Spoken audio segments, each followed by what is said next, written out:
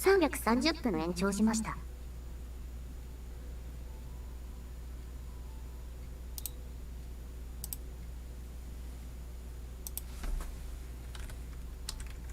1200分延長しました。長い長い。はい、いらっしゃいませ。こんばんは。ちょっと待ってくださいね。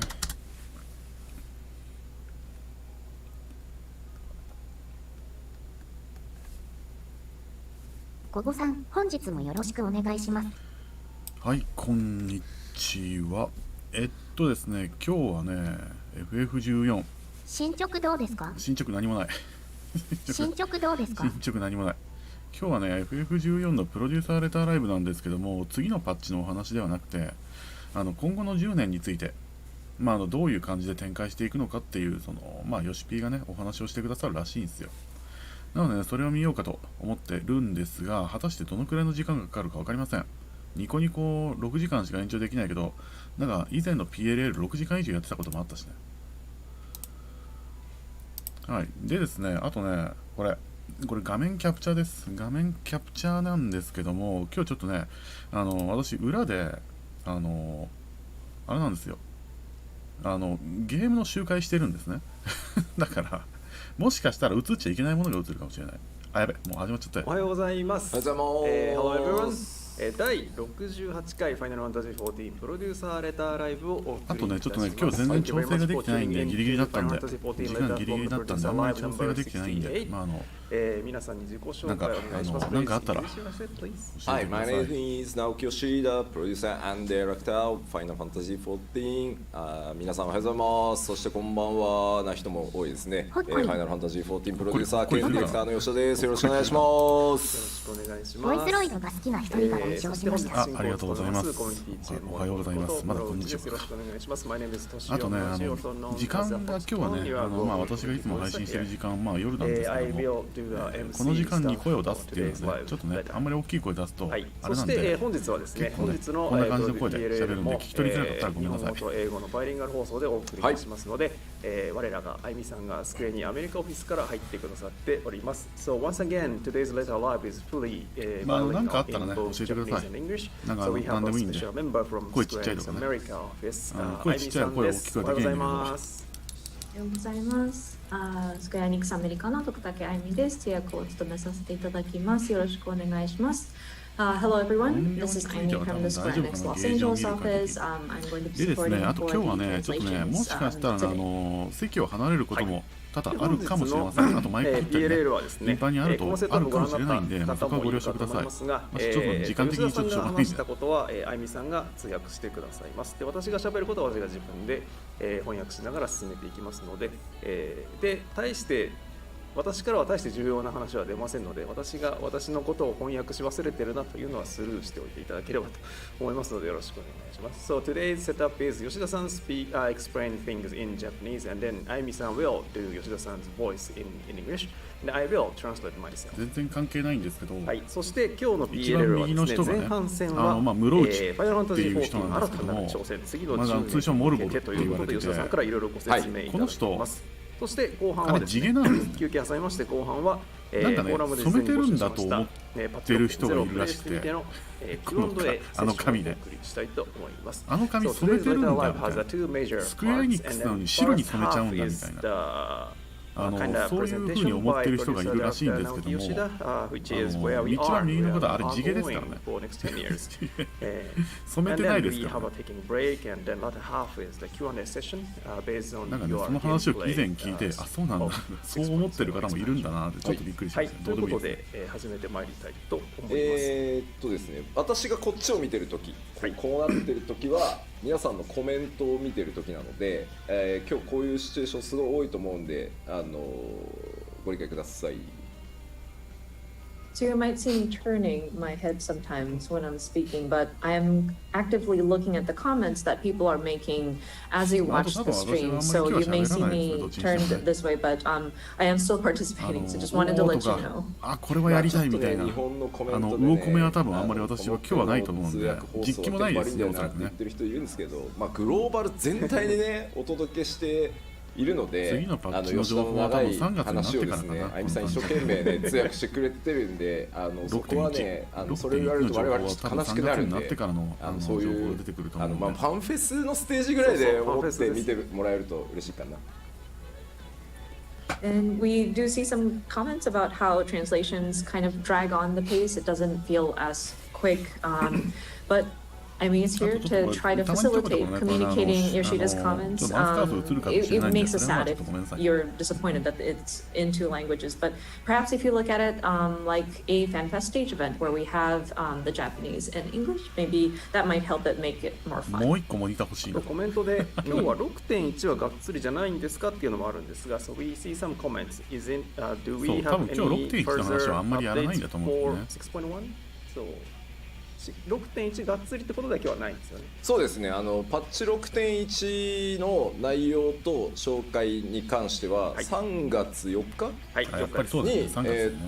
ッチ 6.1 特集パート1の PLL をやる予定なので、6.1 のまあでも今日ちょっと出ますけどね、6.1 の詳しいところはそっちに譲ります。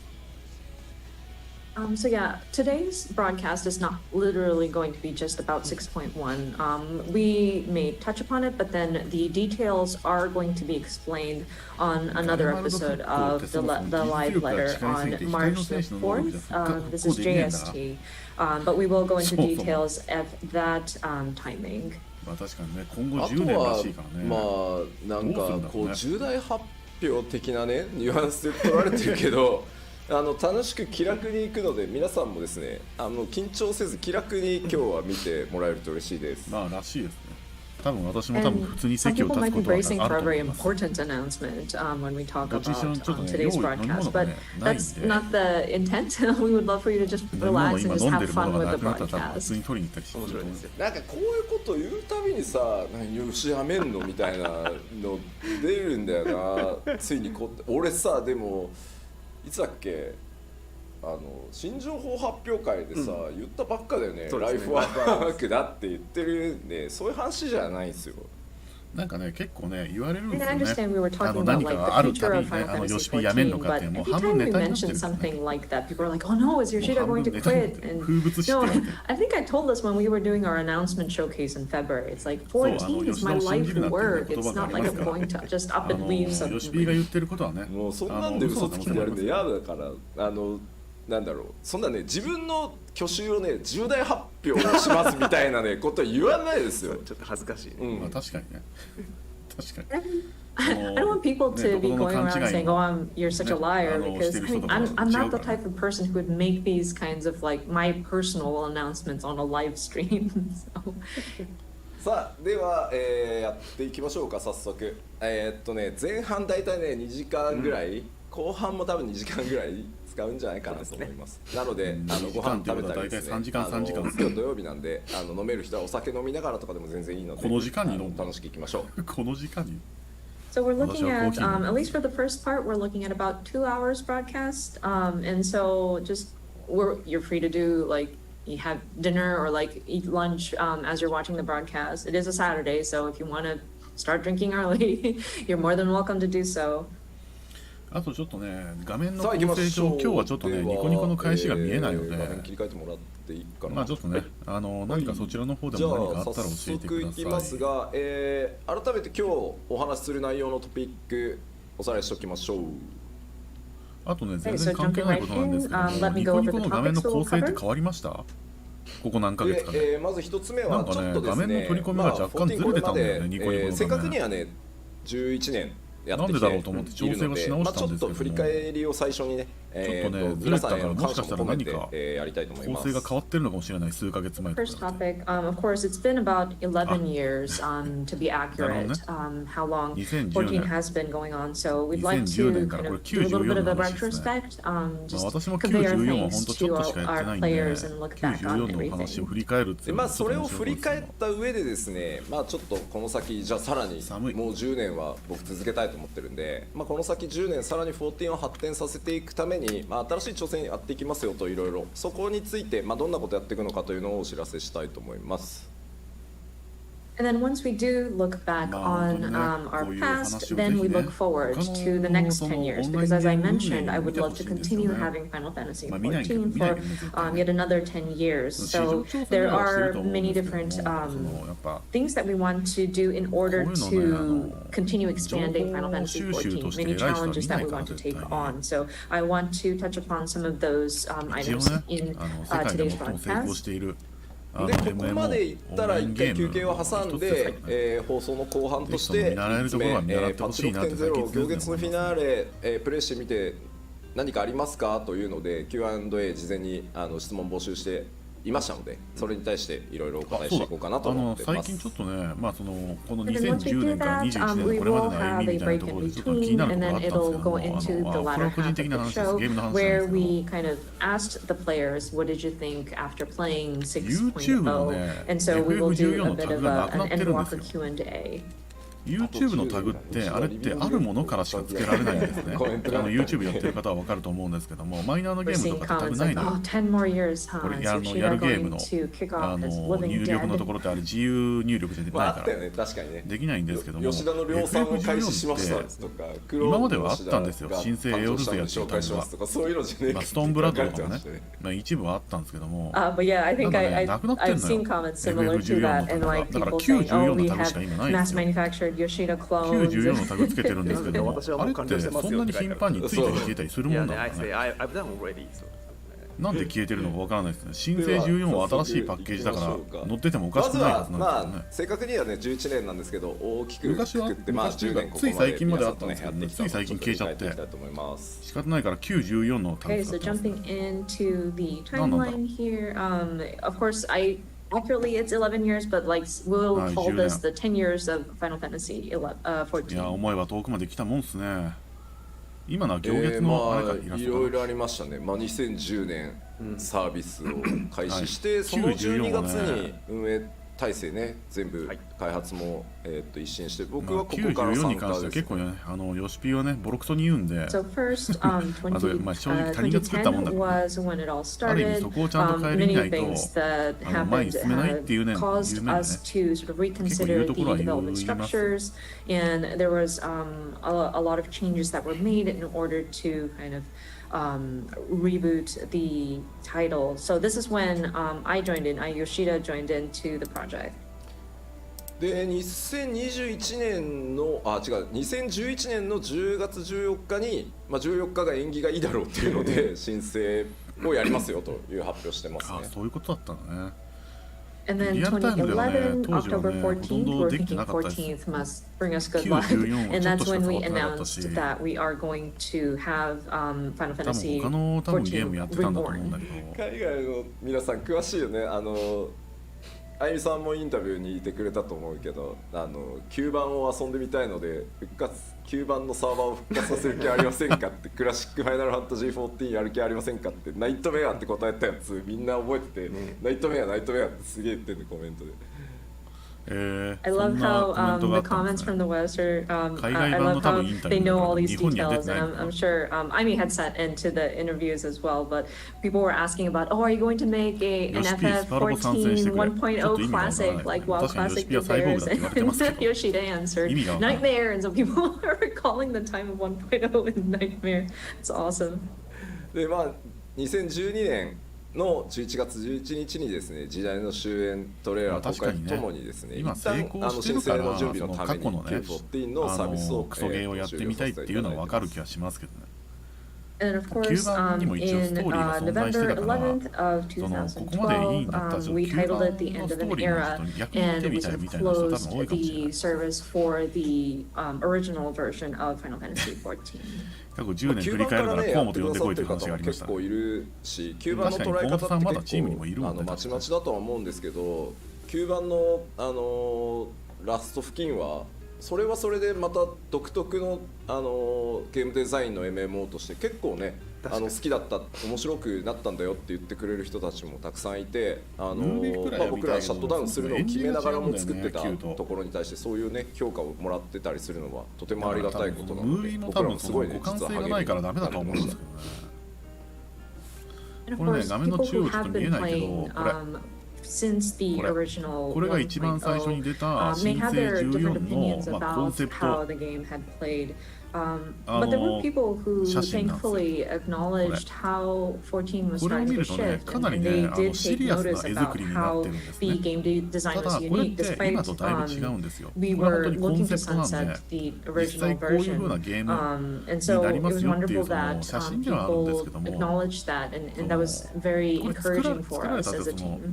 システム上でち作らなみにれたものではなく9て、番から今日視聴してくださってる方でこういう風に作った写真みたいな感じ914からやってるよって方、このぐらいのね、シリアスさのね、ゲームもやってみたかったなって思いますね。 So 今のそ if のシ I ェー could ダーは have ちょっ people と in the ね、どっ comments, ちかというと明るめなんですけども、 by これ show か of なり hands, シェー I ダー don't know 暗 how い you んで、 raise your hands, but like かなり anybody who's been シリア playing スな since 1.0, 絵作り the なんですね。 original ちょっとこれは Final これでね、 Fantasy やって 14, み we'd たかっ love た to see who's been with us since then. おめっちゃいるな。すごい、there's a lot. レガシーが多いな。レガシー多すぎて。 Thank you very まあ much. 私も言うて、私はまあ9からやってたけど、レガシーアカウントではないので、 That's amazing. Thank you 申 guys. 請するにあたってね、9のアカウントを、まあどっちにしろもうね、分かんなくなっちゃまあってたから、ここからね、あと10年引き継がずお互い結婚に気をつけて申請を申請で楽しんでいきましょう。新しいアカウントでやりましたね、私は。 But yeah, we're looking forward to the next 10 years. So yeah, let's all Destambra. take care of our health and keep going. Destambra. That's awesome. で、私は持ってない2013年ですね、ベータテストをやりながら、タンブラー持ってるやつ多すぎる2013年8月27日についに新生オルゼや正式サービス開始することができました。新生編はね、新生編でしょ、 So 最初の moving 頃はね、 on, 結構ね、いろいろ言われてたん 2013, で we すよね start。our beta testing for Around Reborn, and then August 27 of the エンド same コンテンツの year, 難易度が高すぎると we か were ね、 able 当時 to はね、プレステ relaunch 3 as も Around サービス Reborn. に含まれてて、プレステ3でもで振りきたんです返るけども、とですね、 PS3 でや2011るとね、年のどうしてもスペック3が足りなくて月ぐらいからちょっとね一気に新生大変だみたいな14話もあの設るしね。計だけ5人ぐらいで設計をスタートして2011年の6月から6人のプログラマーがコードを書き始めたのを覚えてるので、実質そこから2年2ヶ月で新生リリースしてるので、もうちょっと驚異的今振り返ると。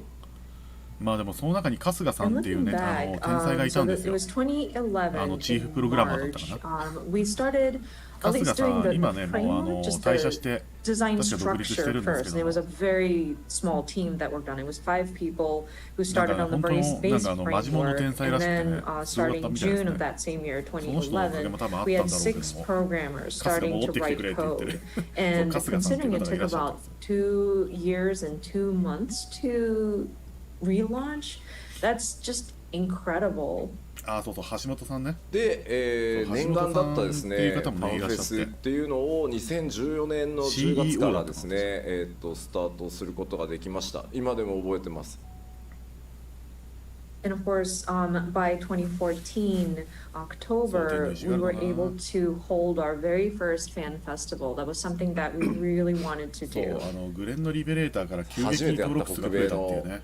ファンフェスの基調講演でステージに上がった時の大歓声でですね、すごもうかったですね足が震えて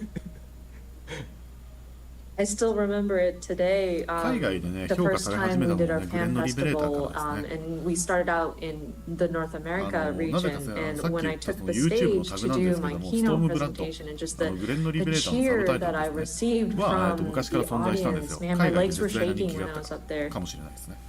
で初の拡張であるヘブンズワード、2015年の6月にリリースして、その後の8月に、全世界累計登録者数が500万人を突破したと。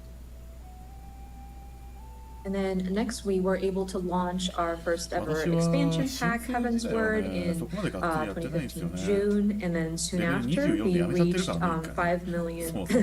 registered players. レベル24でで一この辺り回やめて、はですね、我々開発チーム想定のイもですね、シュガルドが出るっていう数ヶ来ないよ月前ぐらいにって言われて、よしやっちゃうぞって言っレて、もうキリッキリなのをやったらですね、いや難しすぎんだろうってなってですね、我々もいろいろな失敗を繰り返しつつですね、今につながってる本当重要な時期だったと思います、ここ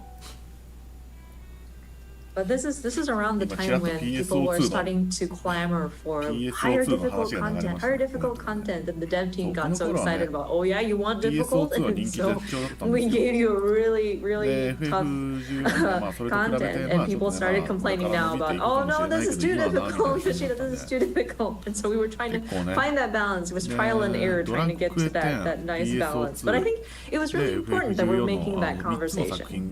あれでね、僕は人生の格言の一つオンラインゲームに数えられてる時代があって、プレイヤーの皆さんには、いや簡単だったなって言われるぐらいがちょうどいいんだなと。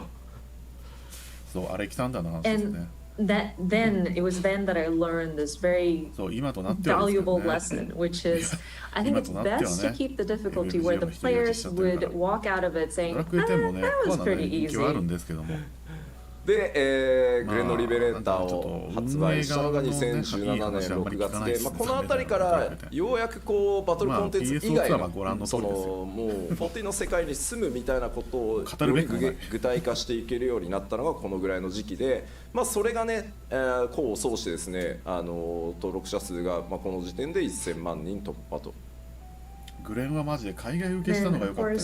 Stormblood released in 2017 June, and we started looking at various other types of content aside from battle and combat, content that would involve the feeling of living in the world of Final Fantasy XIV.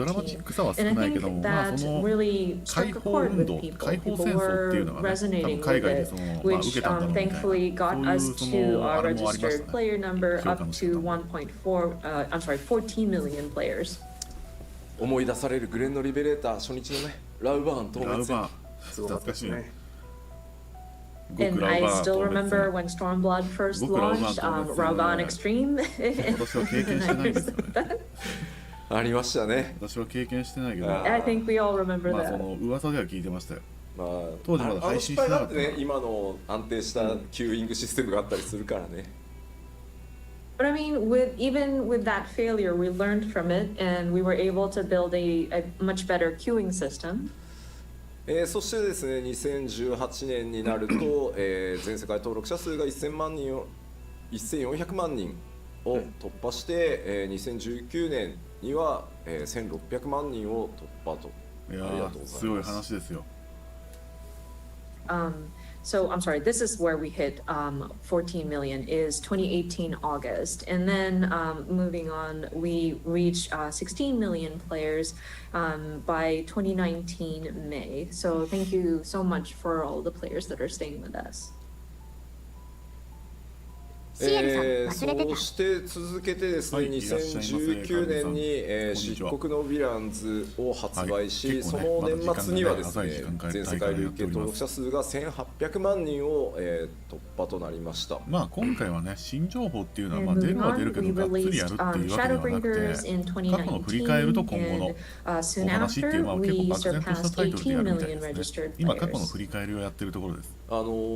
数字に関して言うと、単純に数字だけをこう見ていくと、あんまり大きい声出せないんで、この時間増えるペースっていうのをあんまり大きい声出せないように見えるのかもしれないんですけど、普段ねこの時間やるときはその PLL は体験したことのある人が増えれば増えるほどやるときはね、ゆかりネット新規が当然減るんですよね。パイが決まってるところから新しい人を呼ばなきゃいけないので、いやそうなんだよ。だからここまでの数字になってるのにさらに数百万増やしていくっていうこと自体はとてもすごいことで、これは本当ね、開発運営チームの努力もそうなんですけど、マーケティング PR チームが、コミュニティの皆さんと一緒になって達成してきてる数字なので、本当にこれはね誇らしい数字だと思います。口コミもすごかったからね。シエルさん、今日は情報ないの？いや、ないことはないみたいですよ。新情報あんにはあるけど、そこまでがっつりやるのはその次の PLL、3月になってからの PLL みたいですね。そのパッチ 6.1 の話。今回は出すは出すって言ってましたね。If we have a certain number of people already playing the game, and if we have a single pie that we're taking numbers out of, like you would expect the numbers to start going down, but it's interesting that we see more and more players join us even after all these years. We are seeing millions signing up So, of course, I really want to acknowledge the development team, operations team, but also the marketing and PR teams working with the community to kind of promote the title and get the word out. So I'm very proud of their achievements. マイクオフにしたりっていうことも多分あると思いますので、ご了承ください。去年ですね、12月あと私裏で全世界累計登録者数が2500万人を突破し、ちょっと昨日の数字とかは見てないですけど、まだなんか映っちゃいけないものが映ったらごめんなさい。映ったらアウトなものをねやってるから、すみません、2週間ほどちょっと遅延をさせていただくことにはなってしまいましたが、行月のフィナーレを発売して、ハイデリンゾディアック編完結というところまでこぎつけてこられたなと。いやすごい話ですよ。For 2021, which is last year, we surpassed 25 million registered players. I did not see yesterday's numbers or like as of yesterday's numbers, but I do understand that our numbers are still increasing. And then afterwards, I know we had to delay the release by about 2 weeks. Again, apologies for the delay, but we were able to release Endwalker, and finally we were able to conclude the overarching story of Hydaelyn and Zodiark. なるほどね、ごめんなさい。ハンターじゃないですね。長かったようで、僕は結構あっという間の11年放置周回ができるゲームでした。でも本当にね、世界中のプレイヤーの皆さん、光の選手の皆さん、メディアの皆さんもね、関係各社の皆さんにも本当にものすごくこんなに支えてもらうタイトルは他にないだろうと思うぐらい支えていただいてここまで来れたので、改めて本当に同じ10年を目指しているゲームとは運命の差がありますからね、重みが。It feels like a long time, but man, these 11 years went by very quickly for me. And all of our warriors of light, our players, members of the media, all of our supporting partner companies as well. There were so many people that supported us throughout this all. So I do want to take this opportunity to convey my gratitude from the bottom of my heart. So I sincerely thank everybody. はい。あとは本当ね、開発チームにも、本当に厳しいスケジュールでやってきてて、実は拡張パッケージそのものの開発期間って1年とか、下手すると1年切ってたりするんで、パッチ作りながらですもんね。頑張ってきてもらいました。And I also want to acknowledge the development team as well. They were always working against a very harsh schedule, and even developing some of our expansion packs. Sometimes we have only about a year or even less than a year to get through all of the tasks that needed to get done. So I really want to show my appreciation to them as well. さて、ではこれを踏まえてですね、ここまで歩んできたその11年、9番の状態を考えればこれ以上ないぐらいの成功をさせていただいたと思ってます。ここはあんまり言葉を隠さずに成功できてると思ってるので、それでいいと思ってるんですけど、ここまではある意味もう過去になったので、ここからさらに次の10年また挑戦を続けていきたいと思います。グレンのリベレーター、漆黒のヴィランズあたりがやっぱり海外ですごい受けたんですよ。やっぱり特に一番伸びた、一番伸びたっていうのはどっちかというと漆黒のヴィランズなんだけど、グレンのリベレーターが海外人気が凄まじかったんですね。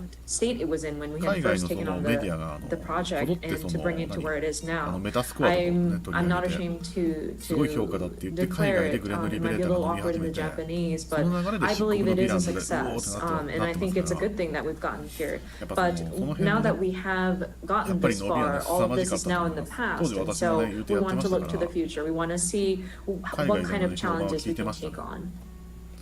私が配信を始めたのはね、2つ目のセクションである14の新しい挑戦と題してですね、今後どういうことをやっていくよというのをお伝えしていきたいと思います。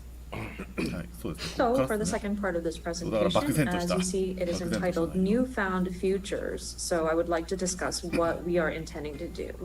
まずですね、僕としてはですね、社長から辞めろって言われるか、辞めろって言われても抵抗するとは思うんですけど開発チーム運営チームから辞めろって言われるか死ぬかぐらいの以外では14を辞める気がなく続けていきますんで、この先もぜひ皆さんよろしくお願いします。そうだろうねとは思うけどね。And me personally, ただ as 吉田を信じるな。unless 何かふと the したきっかけで CEO もしかしたらあ says, るかもしれ Yoshida, な you い。 need to leave, and even then, I think I'm going to fight him. Or if like the development team, the operations 独 team 立 want して to kick me out, FF14 だけ or 運営 if する会 I, 社作るとか。 God forbid, die. Those are the めちゃくちゃ only やるから、それ。 extreme cases I would even consider まあ leaving the 同時進 14行で project. 16もやって I ますからね、 want お to しくね。 continue working on Final Fantasy 14. So your continued support will definitely め be ちゃくちゃだと思うよ、 appreciated. 正直。というわけでですね、まず今回その10年さらにこう14をせっかくねここまで日本初のそのサービスでこの規模まで来れるってなかなかあることじゃないので、この先の10年に向けてまずは 7.0 をめがけて、新しいことに挑戦していこうと思ってます。なるほど。全く新しいことが So 7.0。 with this title, and considering that this game was launched from a Japanese development studio and being able to expand to this 7.0 本当にど global うなるんで scope, しょうね。どういう it's そ a の rarity, 冒 I 険を think. するんだろう。 And 本 so 当気になり my ますよ next ね。 goal, my future goal is やっぱ now りあれか looking な。 at やっぱエメトセレクが 7.0 and いろいろ leading ネ up タ to バレして that, たじゃな what いです can か。 we do? コメントがなんか遺跡みたいなやつが。で大丈夫大丈夫、もうシナリオ会議の1回目やったから、合宿やったから、7.0 はやるよ。シナリオ会議。 People are already speculating about, oh no, 7.0 そう、やっぱ confirmed? その辺を Well, 巡っていく I のか mean, we な。 are already talking about scenario for 7.0. I'm not afraid to say that we do intend on 99 doing は a 中途半端だからもう 7.0. 今100だと思う。まずここに向けてちょっとコンセプトを話をさせてもらいます。まずその一つ目がこちらになります。シエルさん、メラシビア行くのかな？行きたいですね。 Now, こ that, こ that まで being 来た said, ら I ね。 do want to establish ここまで来たらやっ what ぱり my もう thinking is and the まあ concept ハイデリ behind が it, もうなく what なった we're か trying らアー to ティ do リスっていう leading 名 up 前になり to ますけども、 7.0. アー And ティ this リス is や the っぱ巡 first りたいですよ point. ね、いろいろね。まあこれ具体的にどういうことっていうのはこの後ちゃんと、お話ししようとまあそうだね思います。。そう、一人でもみんなでも遊べ And of る。course, I will go into detail as to 今 what this 回って exactly いうかmeans. 漆黒のヴィランズからベースっていうのがあって、 7.0 に向けて、そのダンジョンにチャレンジとしてですね、こちら、第1次ソロでグラフィックスのアップデートの準備開発っていうのをやっていきまあたまにます。その重要シーンではね、 And パ then ーティー next, コマンドとか again, パーティーっていう leading のはマッチングあるけど、 up to そういうのがやっぱりね、す 7.0, ごい and そ one の of the challenges that we want to take 多 on 分そういう is 人にとってはやっ our ぱいいんでしょうね、やっ first ぱりね。 graphical update, at least the preparation and the development て for かグラ it. フィックアップデートがなんで第1ダイレクト次についてるかっていうのも X12 だっ後でね、この項目の掘り下げでちょっとお話ししようと思います。まだ PS4 切り捨ては Of き course, ついと思うよ。でも when ま we あそう dive か。 into each of these different グ points, ラフ I ィッ will クスアッ touch プデー upon ト why が we あ are るんだったら calling まあ this the 確かに first PS4 は怪しいかも graphical しれんの update. か。まあ一応先に言っとくコメントが結構多いんで7.0 で PS4 が遊べなくなるってことはないです、まあそれはないのでそうだね準お備なんですね約束しておきます。 I do want to clarify though, because I am seeing a lot of comments wondering about this. This does not necessarily mean that we are ceasing the support for PS4 as of 7.0. So I do want to clear that シエル out さん、グラ first. フィックスって画質が上がるの？そしてですね、多分そういうのを含めてグラフィックスアップデートっていうふうにせっかくなのでパッチなんか言ってるんじゃないですかね。 6.x シリーズでどんなことをやっていくかというのもお知らせします。なるほどね。 And then the 多分 third これがあれ point, か。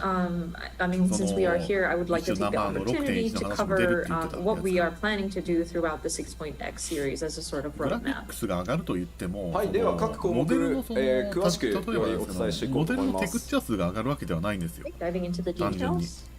その光の表現とか水の表現とか多分そういうまずコンセプトの一つ目ですね。一人でもみんなでも遊べる RPG へ、まあ、さらなる進化をしていきますと。だから急にそのね、パ Our first ッ concept チ and 開けた even らそ better のミコって RPG がハイポリになっ alone てると or か with ね friends. ミコってのポリゴン数が上がってるとかそういうことはないと思うんですよ。何かというと、まあ、読んで字のごとくなんですけど、あ、そうそう DC トラベルもね、そのうちまた来るんですよね。一応ジャンルとしては MMORPG って呼ばれてます。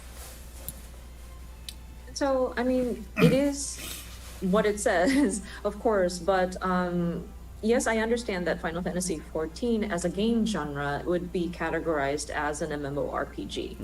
まああそこまででかいそのバトルはそもうじゃこでですね、まあ、ないのかな。僕この11年ファイナルファンタジー14をやって宇宙の絶望と戦うみたいな世界中のこうプレイヤーの皆さんとイベントだったりこう一人でもまあフェス PVP も含めてですけど、本当たくさんのゲーマーの人たちとこう話をしてきました。And of DC ト course, ラベルもね。 throughout the 11 years of doing Final Fantasy あ、そうそう。 14, DC トラベルに際して、 we did データ various センターが増える events, じゃないですか。 gaming events, including Fan そう。 Festival, デ and I ータ had セン the ターが増えるか opportunity ら、 to speak それ with また different 移動 gamers. する人大変ですね。私そは正直、こでですね、フリーとかで動あとくつもりはあまりないんだけど。マーケティングチームに市場調査とかをしてもらって、これね定期的に拡張のたびにやってるんですけど、やっぱりこうそこで出てくる答えっていうのが、なかなかブレイクスルーできないなっていうのがあったりします。And of course, I would have my まあ、とある marketing ゲームは teams 市場調査なんて perform みじん market もしてねえだろ。 research as well. And this is something we regularly そうそう、だっ do てもう、アンケー when ト取っ we てもユ start ー to ザーの plan 声聞いてない for から。upcoming expansion packs. And アンケ with ート取 the ってもユーザーの information that 声 we みじんも聞いてない。じゃ receive, あ何のアンケー and トなんだよみ there's たいな。 always like a question that we never seem to find a way to break through. シエルさん、ゴゴさんと別れちゃう可能性も。一つはファイナルファンタジーシリーズでも大好 DC きなんトラベルできるで、じゃん。すごいファンなんだ。全部やってるよ。ただし DC 11トと14ラベルで以外ねなんとかできるんじゃないってかな。いうのがめちゃくちゃ悔しい。まあ確かにね、今までデータセンタ So ー there's が同 actually じだった人が two, 分かれるっていうの and は one ちょっ of と気 them 分的になん is かね。 we see there's a ありますよね。 lot of players that ただ love その Final データセンターが Fantasy, 増えるにあたって無 and 料移行、 many that 無 claim 料移転とか they've 多分でき played る all と of the 思うん Final で、 Fantasies except for まあ 11 and どうして 14, も別れ which たくないフレンド which is が very いるとか frustrating. だったら多分、 11もね、今かなり同じワールドアッに行くとかっていうプデートをかけて、のもありなんじゃかないなですかね。り大部分ねソロで遊べるように快適にしてますが、14はさらにその先へ行きたいと思ってます。なるほどな。 And of course, we are paying attention to Final Fantasy 11は 11 ね、 players as 私 well. ね、 We've そこ made そこやってま various した。 updates. I think it 2 has つか3 become つぐらいの very 拡張が出る solo までやってた。 friendly けどね、やっぱ recently. 基本的にソロじゃできなかったん But ですよ、 with 当 Final 時はほと Fantasy んど。 14, we want to go beyond 今はね、 that. ソロでかなり僕もう一つできるようになってるらしいですけど。オンラインなんだよね、めんどくさい、人と遊ぶの嫌、なんかこう人間関係作るの嫌っていうのがですね、やっぱりナンバーワンなんですよね、そのプレイをしない理由っていうところで。まあそうだよね。あとオンラインゲームって時間かかるじゃんってい The うのもす second ごい多いから point ね。話聞くし。 we are trying to reach a breakthrough is people who comment about, oh, online play, that's, I don't want to deal with having to play with other people. I don't want to develop relationships online. And that's actually a very large reason, if not the number one reason うちら many 辺はす players げえ雪降 can ってます。 hesitate playing 14. だから10年かけて MMORPG っていうジャンルじゃなくて、一人でもみんなでも遊べる RPG っていうジャンルにしたいと14を。なるほどな。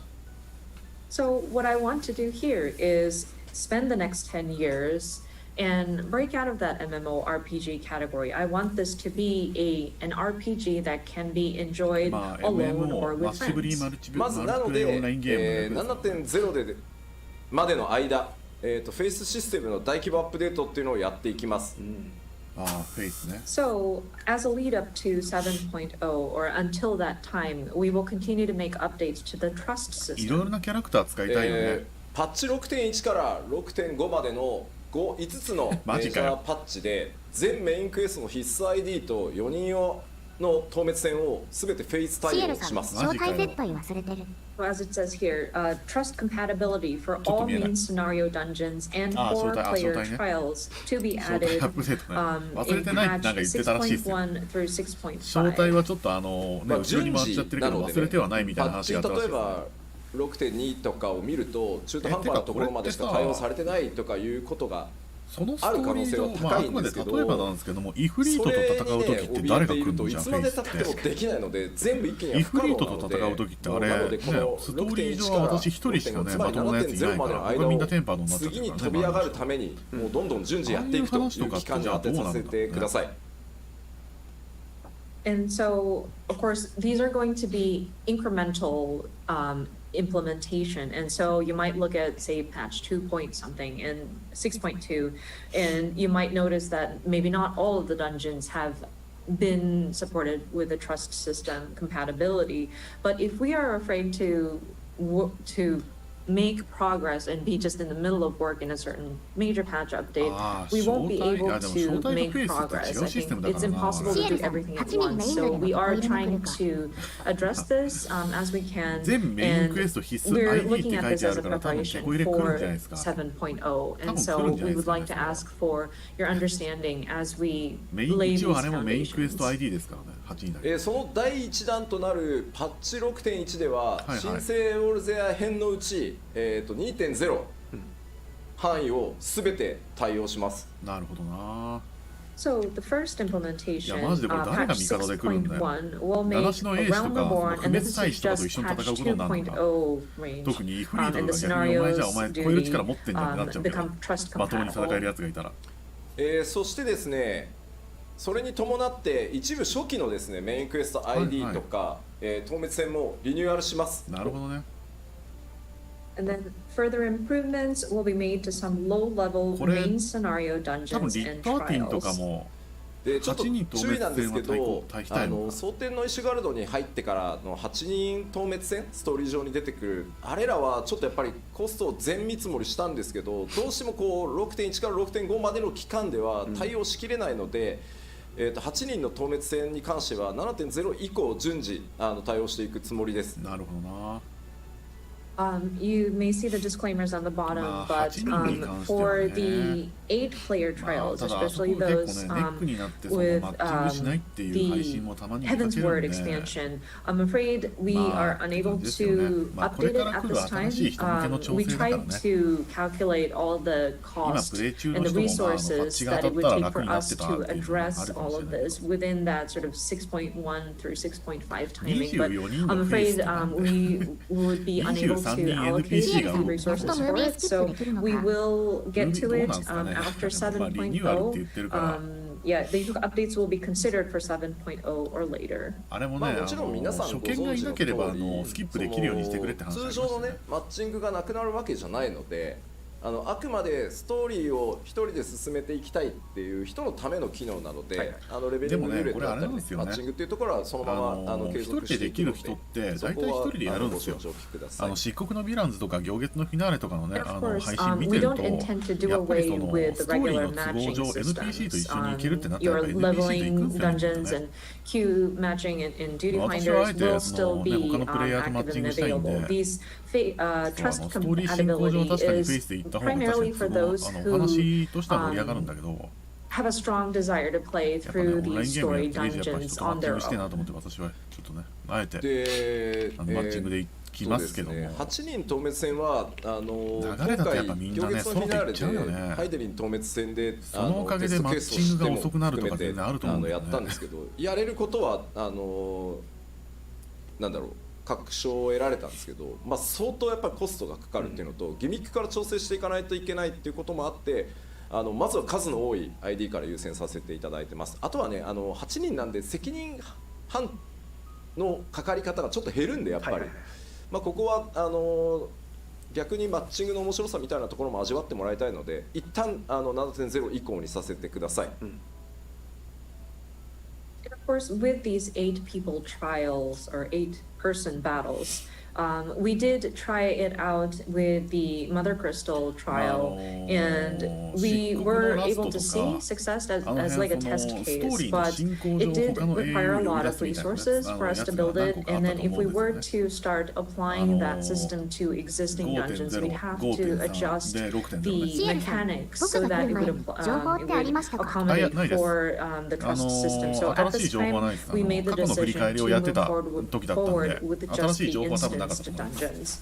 And with an 8-person trial, I think that sort of reduces the responsibility per person going into the match, hopefully. So we're hoping that players would still jump into like a duty finder and hopefully get the enjoyment out of matching up with random people. So at this time, we are unable to address it within the 6.1 through 6.5 period, but we are looking to it for 7.0 or later.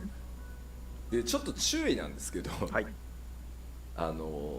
まあ、どうしてもフェイスっていう呼び方をすると、暁といけんのかなとか名のある NPC といけんのかなってイメージがちょっと強いと思うんですけど、ストーリー上こうそのマッチングでしかいけないからこそ、じゃあ俺は他のことをやってくるみたいなのでこうみんなちょっといなくなったりとかしてたと思うんですよ。あれまで全部変えるはさすがに無理なのでまあそりゃそうですね。特に序盤とかは冒険者ギルドのメンバーだったりとか、暁の光のなんだろうこう光の加護を持っているであろう他のメンバーみたいなイメージで組むケースが多いです。なるほどね。 And I want to make another 七種の冒険 point 者みたいな感 of じね。 caution here.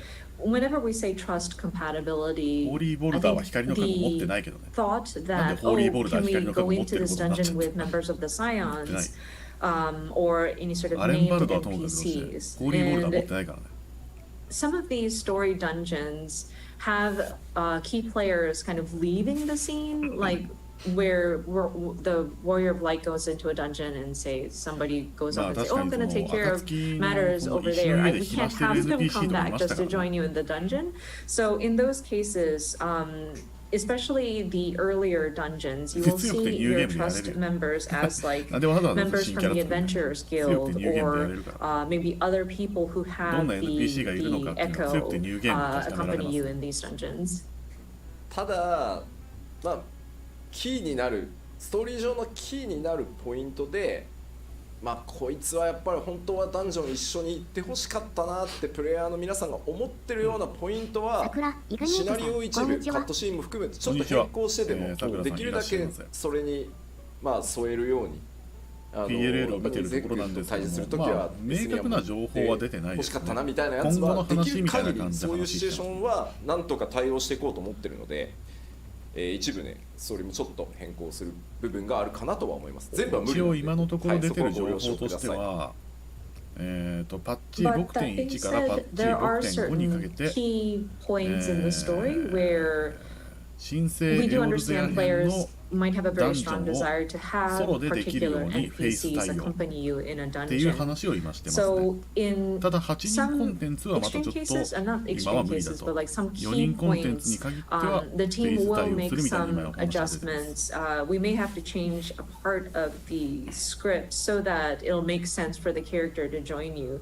An example I can come up with off the top of my head is probably the Nidhogg battle. I'm sure a lot of people would have thought like, oh, it would have been nice to have Estinian join as part of the trust NPC. So we're considering having that available. So there may be some content that accommodates for certain NPCs to join you.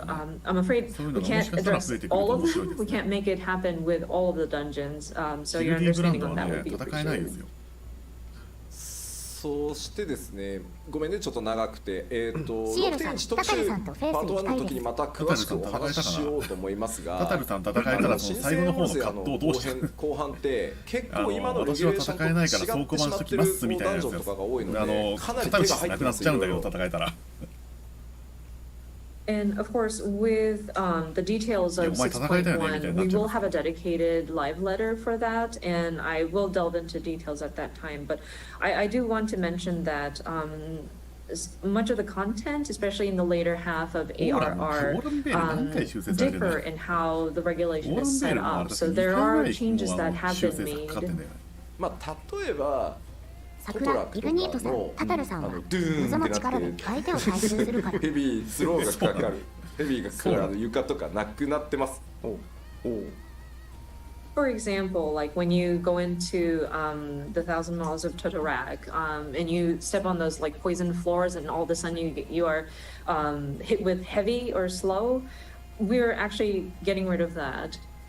あとはちょっと Q14 から申請するのに急いで作ってちょっとライティング良くないなとかいうところのダンジョンもちょっと絵的な調整もそれなりにやってます。なるほどな。And there are also some aesthetical changes that we wanted to make.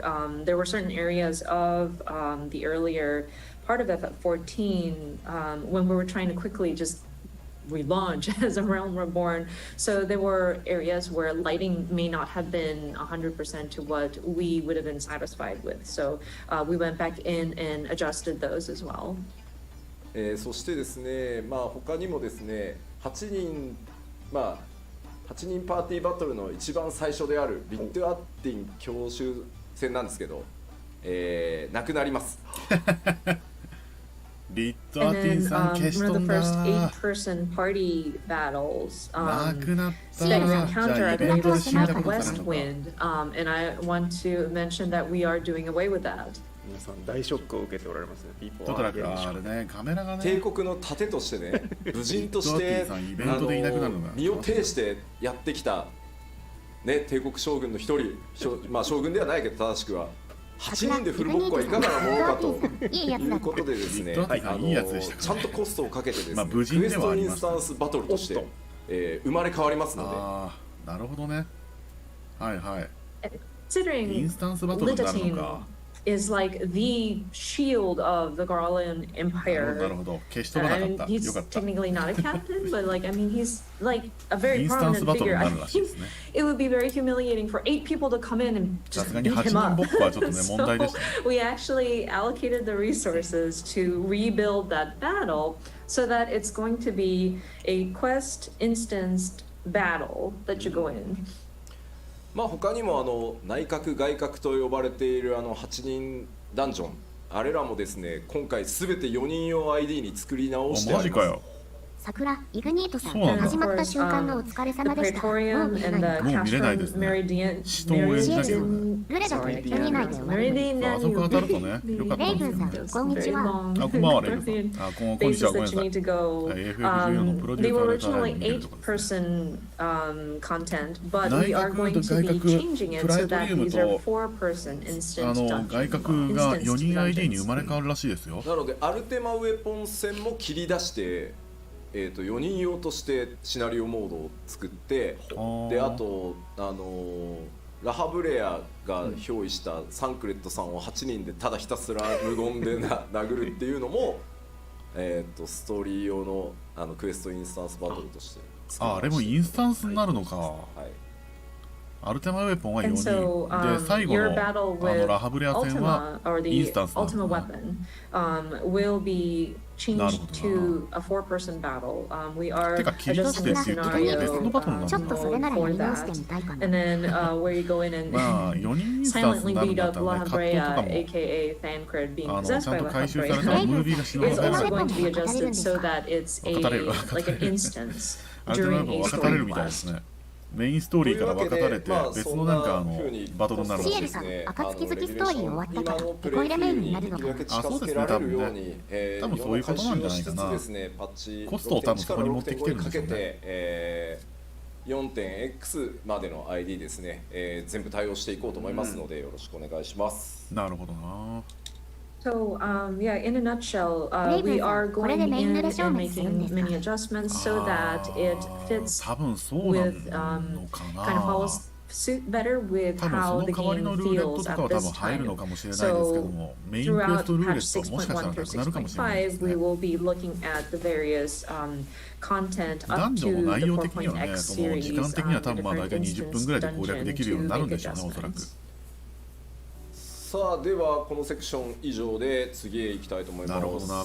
これ意外に濃いね。6.1 から 6.5 にかけてやるから、その強くてニューゲームで2つ目の新しいやってみようかなってなるからね。この、6.1 から6.5 までの期間、まあ 7.0 グラフィックスアップデートがあるらしいです。使ってですね、まず長期運営やっていく上で第一次のグラフィックスアップデートを、裏でね作業させていただきます。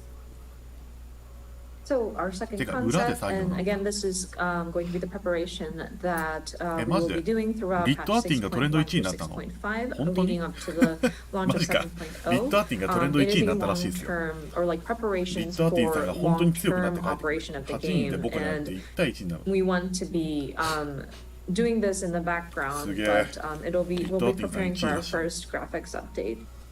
ただ、なぜ第一次グラフィックスアップデートと言ってるかっていうと、2時も3時もあるんだろう、もしかしたらってことなんですけど、なぜかというともうここまで11年運営してきてるともう尋常じゃないリソース、グラフィックスアセットが存在してます。ブドウが流れてる、ブドウがそのクリスタルブドウからちょっと角が取れたブドウになりましたね。桜イグニートさん、that's of course to imply that there will probably a second and or third after this, but ぜひやってみたいですね。 our game 新 has しいインスタン been ス in バトルになるんだ operation ったら for about 11 years, and considering all the graphical assets we have ちょっと面白 produced, そうじゃないです it's か。 an insane amount. やっぱり一気に極限まで上げようとすると絶対コンバートミスがあったりとか、そもそもコンバートの物理時間が足りなくて、もうデザインチームが無理です、絶対できませんっていう答えになってしまうので、やれることを一回やって引き上げたらまたその状態で安定が見えたら次のをやってっていう形で、その第1回目が来るんだというふうに思ってください。And so if we attempted to update every single piece of graphical asset or resource that we've put into the game all at the same time, we might run into issues of conversion errors, or it just physically takes a lot of time to convert everything. And consulting with the graphics team, they already know that we can't address everything all at the same time. And so what we're trying to do is address these in phases so that we can test out certain elements, see how they work, and if it seems to be stable, we move into the next phase. And so I think with our first graphical update, this will be like the first time we start testing some of these elements. 4K グレープスでめっちゃ吹いたんだけど。I saw a comment that says 4K grapes. Thank you so much for that. That's hilarious. あそこに 4K とかね、なんか40万ポリゴンとかかけてると、それこそ940みたいにキャラクター全然表示できねえぞってことになっちゃうので、まあちょっとこれから詳しく説明をします。 FF15 のね、おにぎりとかね。FF15 のおにぎりとかになっちゃうからね。Spending so much resources just to get the grapes to be 4K resolution, and imagine spending 400,000 polygons just to depict a piece of fruit. We won't have enough resources to render our characters on screen. But let me go into the details. そのグラフィックスアップデートは一気に、7.0 での投入を予定してます。なるほど、7.0 でとりあえず第一 So again, these graphical updates are intended to be implemented in 7.0. 良かったですよ。まあその次期拡張パッケージまでの間っていうのを今からそのアップデートのシェーダー追加したりとか、いろんなものを追加していくテスト期間だったり、プログラム期間だったり、それに合わせたグラフィックスアセットコンバート期間というふうにさせてください。まあ当然ね、当時の PC では動かないんで、 So until 7.0, this will be again our preparation period. So this is where our team will be testing out various additions to the graphical elements, including different shaders. We'll probably need to write more programs. This is when we're going to be doing our asset conversions, etc.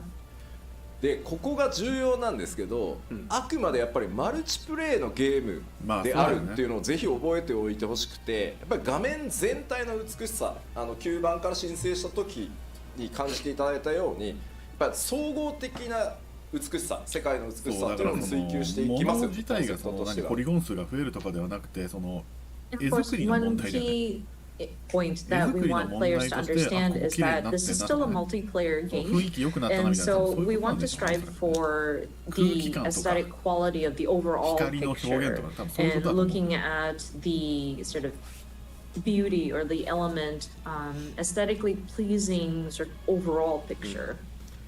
だってこうまさにね、発売されたホライゾンのさクオリティでさ動くと思われたら困るわけだよ。あれで俺たち300人とか描画しなきゃいけないんで、いやできはするんだけど、みんなの PC 動かないよ。確かに。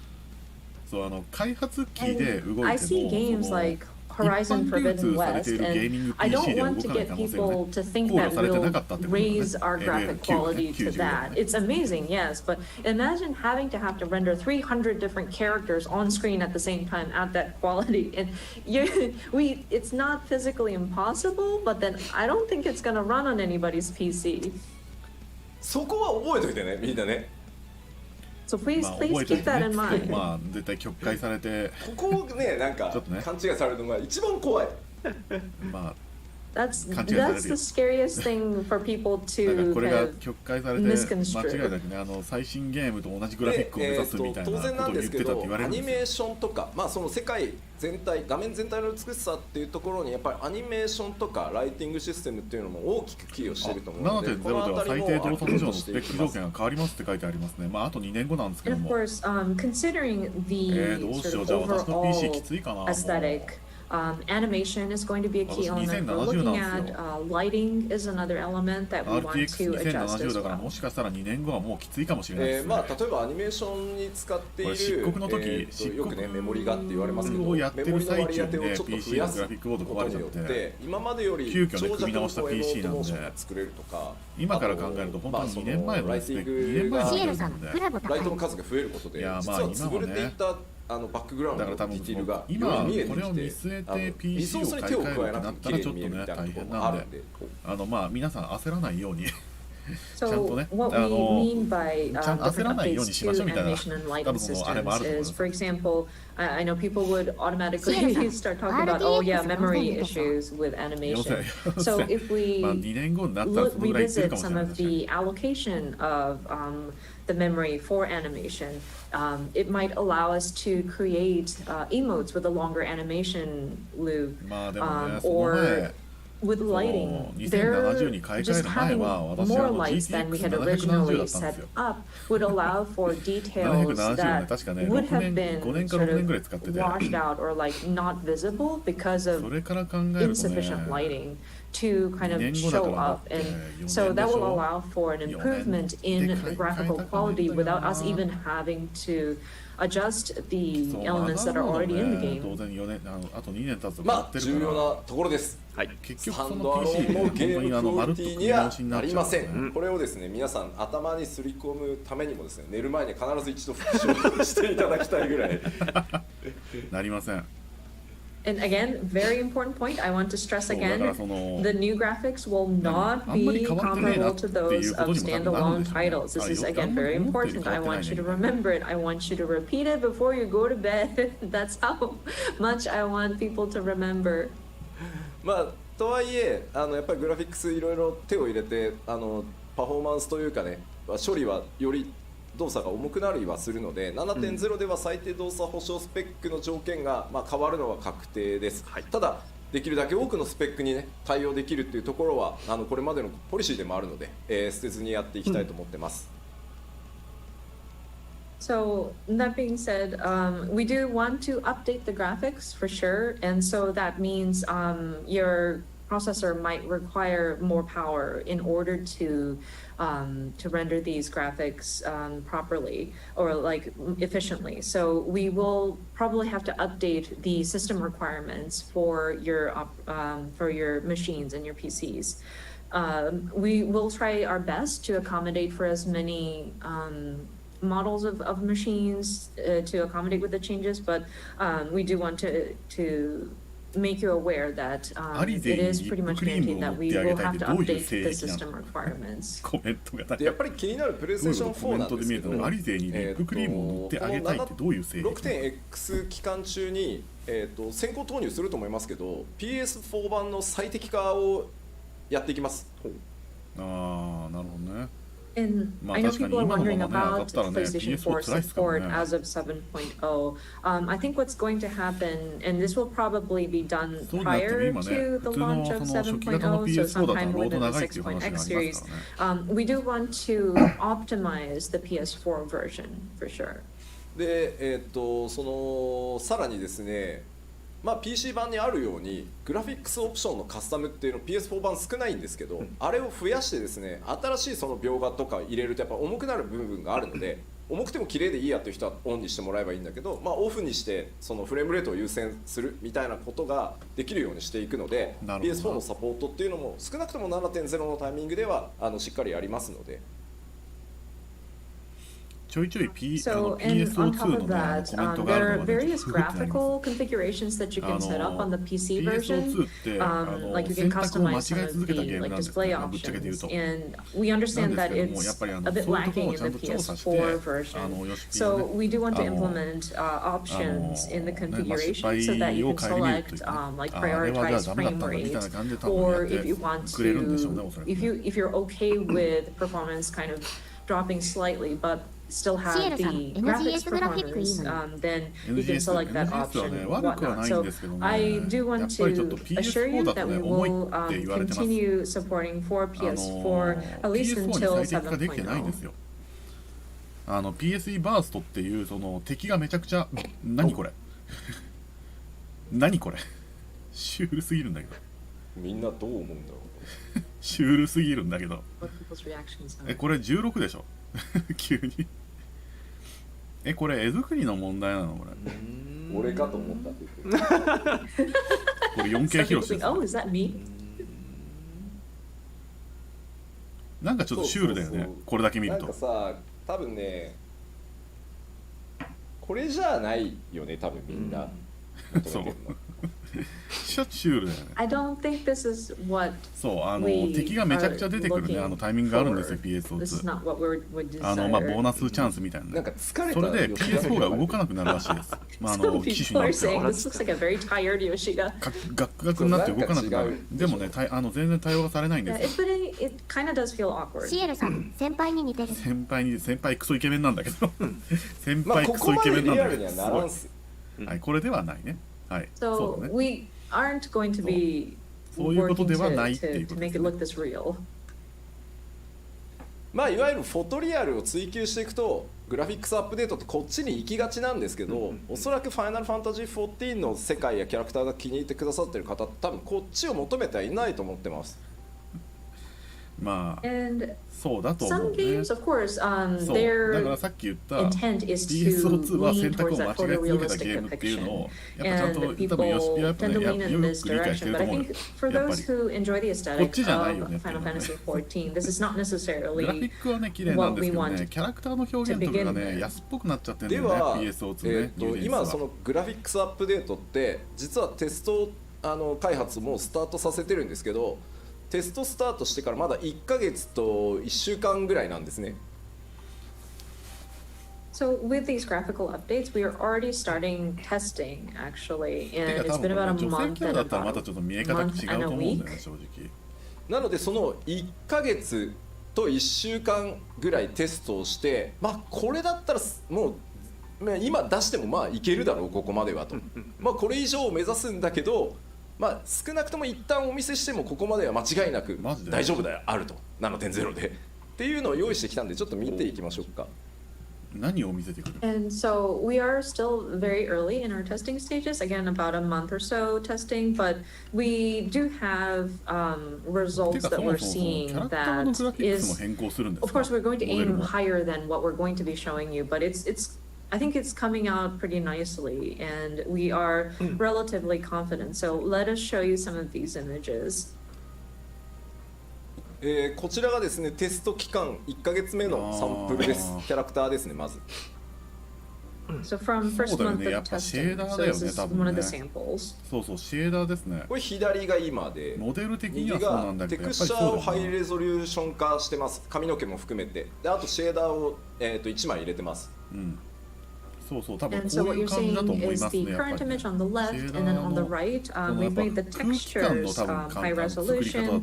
and we've added a モ layer デ of ルがだってそ shaders. の大幅に変わってるっあとてわけじゃないんですね。セルフシャドウって言って自分の髪の毛の影が顔に落ちた時、まあその自分のオブジェクトが自分に影を落とすのをセルフシャドウって言うんですけど、そこも調整してるので、結構ね、セルフシャドウ実はすごい気になっててカットシーンとかでも。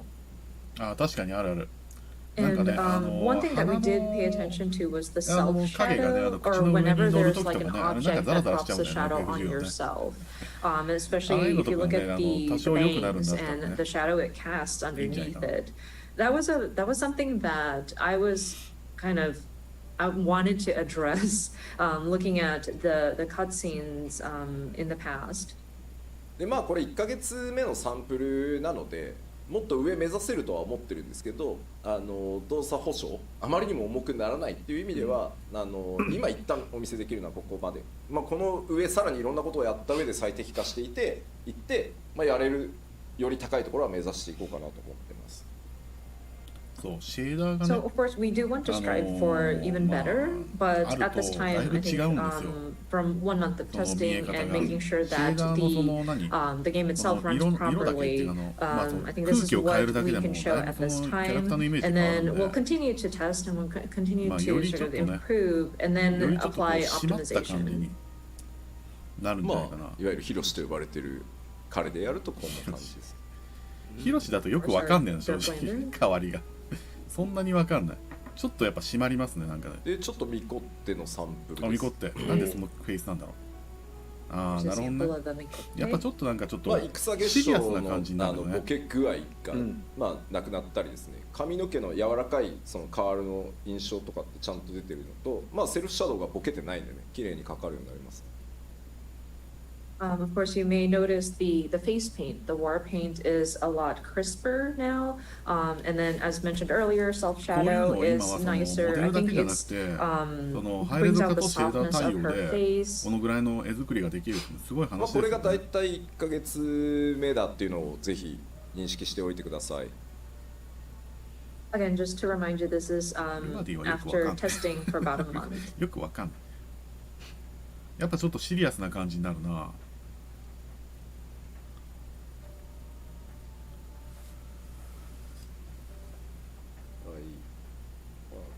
まあこの方向性で良さそうよね、やっぱりね、みんなのコメント見てると。Looking at everybody's comments, it seems like we are on the right track in terms of like the direction we want シエ to ルさ take ん、 it これって to. リリース前。ララフェルがね、一番難しいんですよ。And the Lalfell was 外 actually に quite 出しても大 challenging. 丈夫なぐらいなんかのものでリアルにはある。するところがなくて。ララフェルはなんかこう They're 目がキラキラしてるぐらいしか really ない。 to make it quote unquote でもやっぱララフェ realistic. ルもやっ You ぱ若 know? 干シリアスに見えるな。あくまで私の見た感じですけども。まあでも髪の毛綺麗になって、目の周りはものすごく鮮明になって、まあキャラメイクしておけばね、もちろんいろんなパターン作れるとは思うんですけど。なるほど But な。 I think the hair has definitely gotten more defined, and then the eyes has become very crisp, and it looks a lot more alive, so to speak. And with being able to character create, I think it will allow for players for a broad range. そうね、肌の感じをどこまでなんだろう、本当にツルツルにするのか、ララフェルは。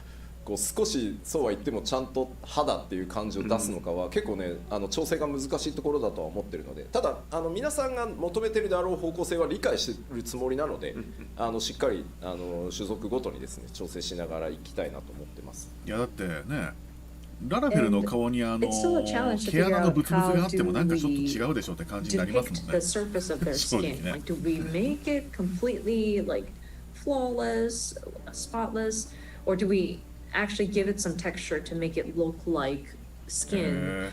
とりあえずこう We なる want to 感じ believe that we understand what the players are looking for, but it そう is そう、まあ今はねこういう something 技 that we 術で still 多分 need できるんだろう to と思うので explore. すごいですよね。なんて言ったってね、11年も皆さんと一緒にこのゲーム作ってきてるんで、そうですね皆さんが求める方向は理解してるつもりではあります。聞いてるか、聞いてる But か。 again, we've been with you guys for about 11 years at this time, so 11年 we 皆さん want と to 同じゲ believe ームを that 作ってきて we る。重みが違うよね understand what the players are looking for. そうだからですい方向ません、ちょっと性はやっぱ分テストかってる1ヶ月目ということでですね、思いますのでキャラクターサンプルとしては以上になります。またなんだろう、途中でね、ファンフェスのタイミングとかあればまた途中経過とかね、お知らせしていけたらなと思ってます。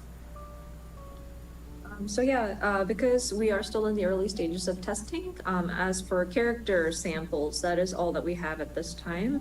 We're hoping that we can continue to update everybody on the status. Perhaps maybe next time we can do it at like a ずっ fan と同じ festival プロ or デュー something サー like とディレ that. クターじゃがあ改めてですね、そのキャラクター、まずそのグラフィックス第一次グラフィックスアップデートでキャラクターに関する表現のアップデート項目をお知らせしておきます。Okay, so just wanted to recap all of the different elements that we look to update for our first set of だから最初の頃は graphical updates in ディレクター terms 変え of ずに characters. まあずっと一人でまずですね、全体的にテクスチャーを高解像度にしていきます。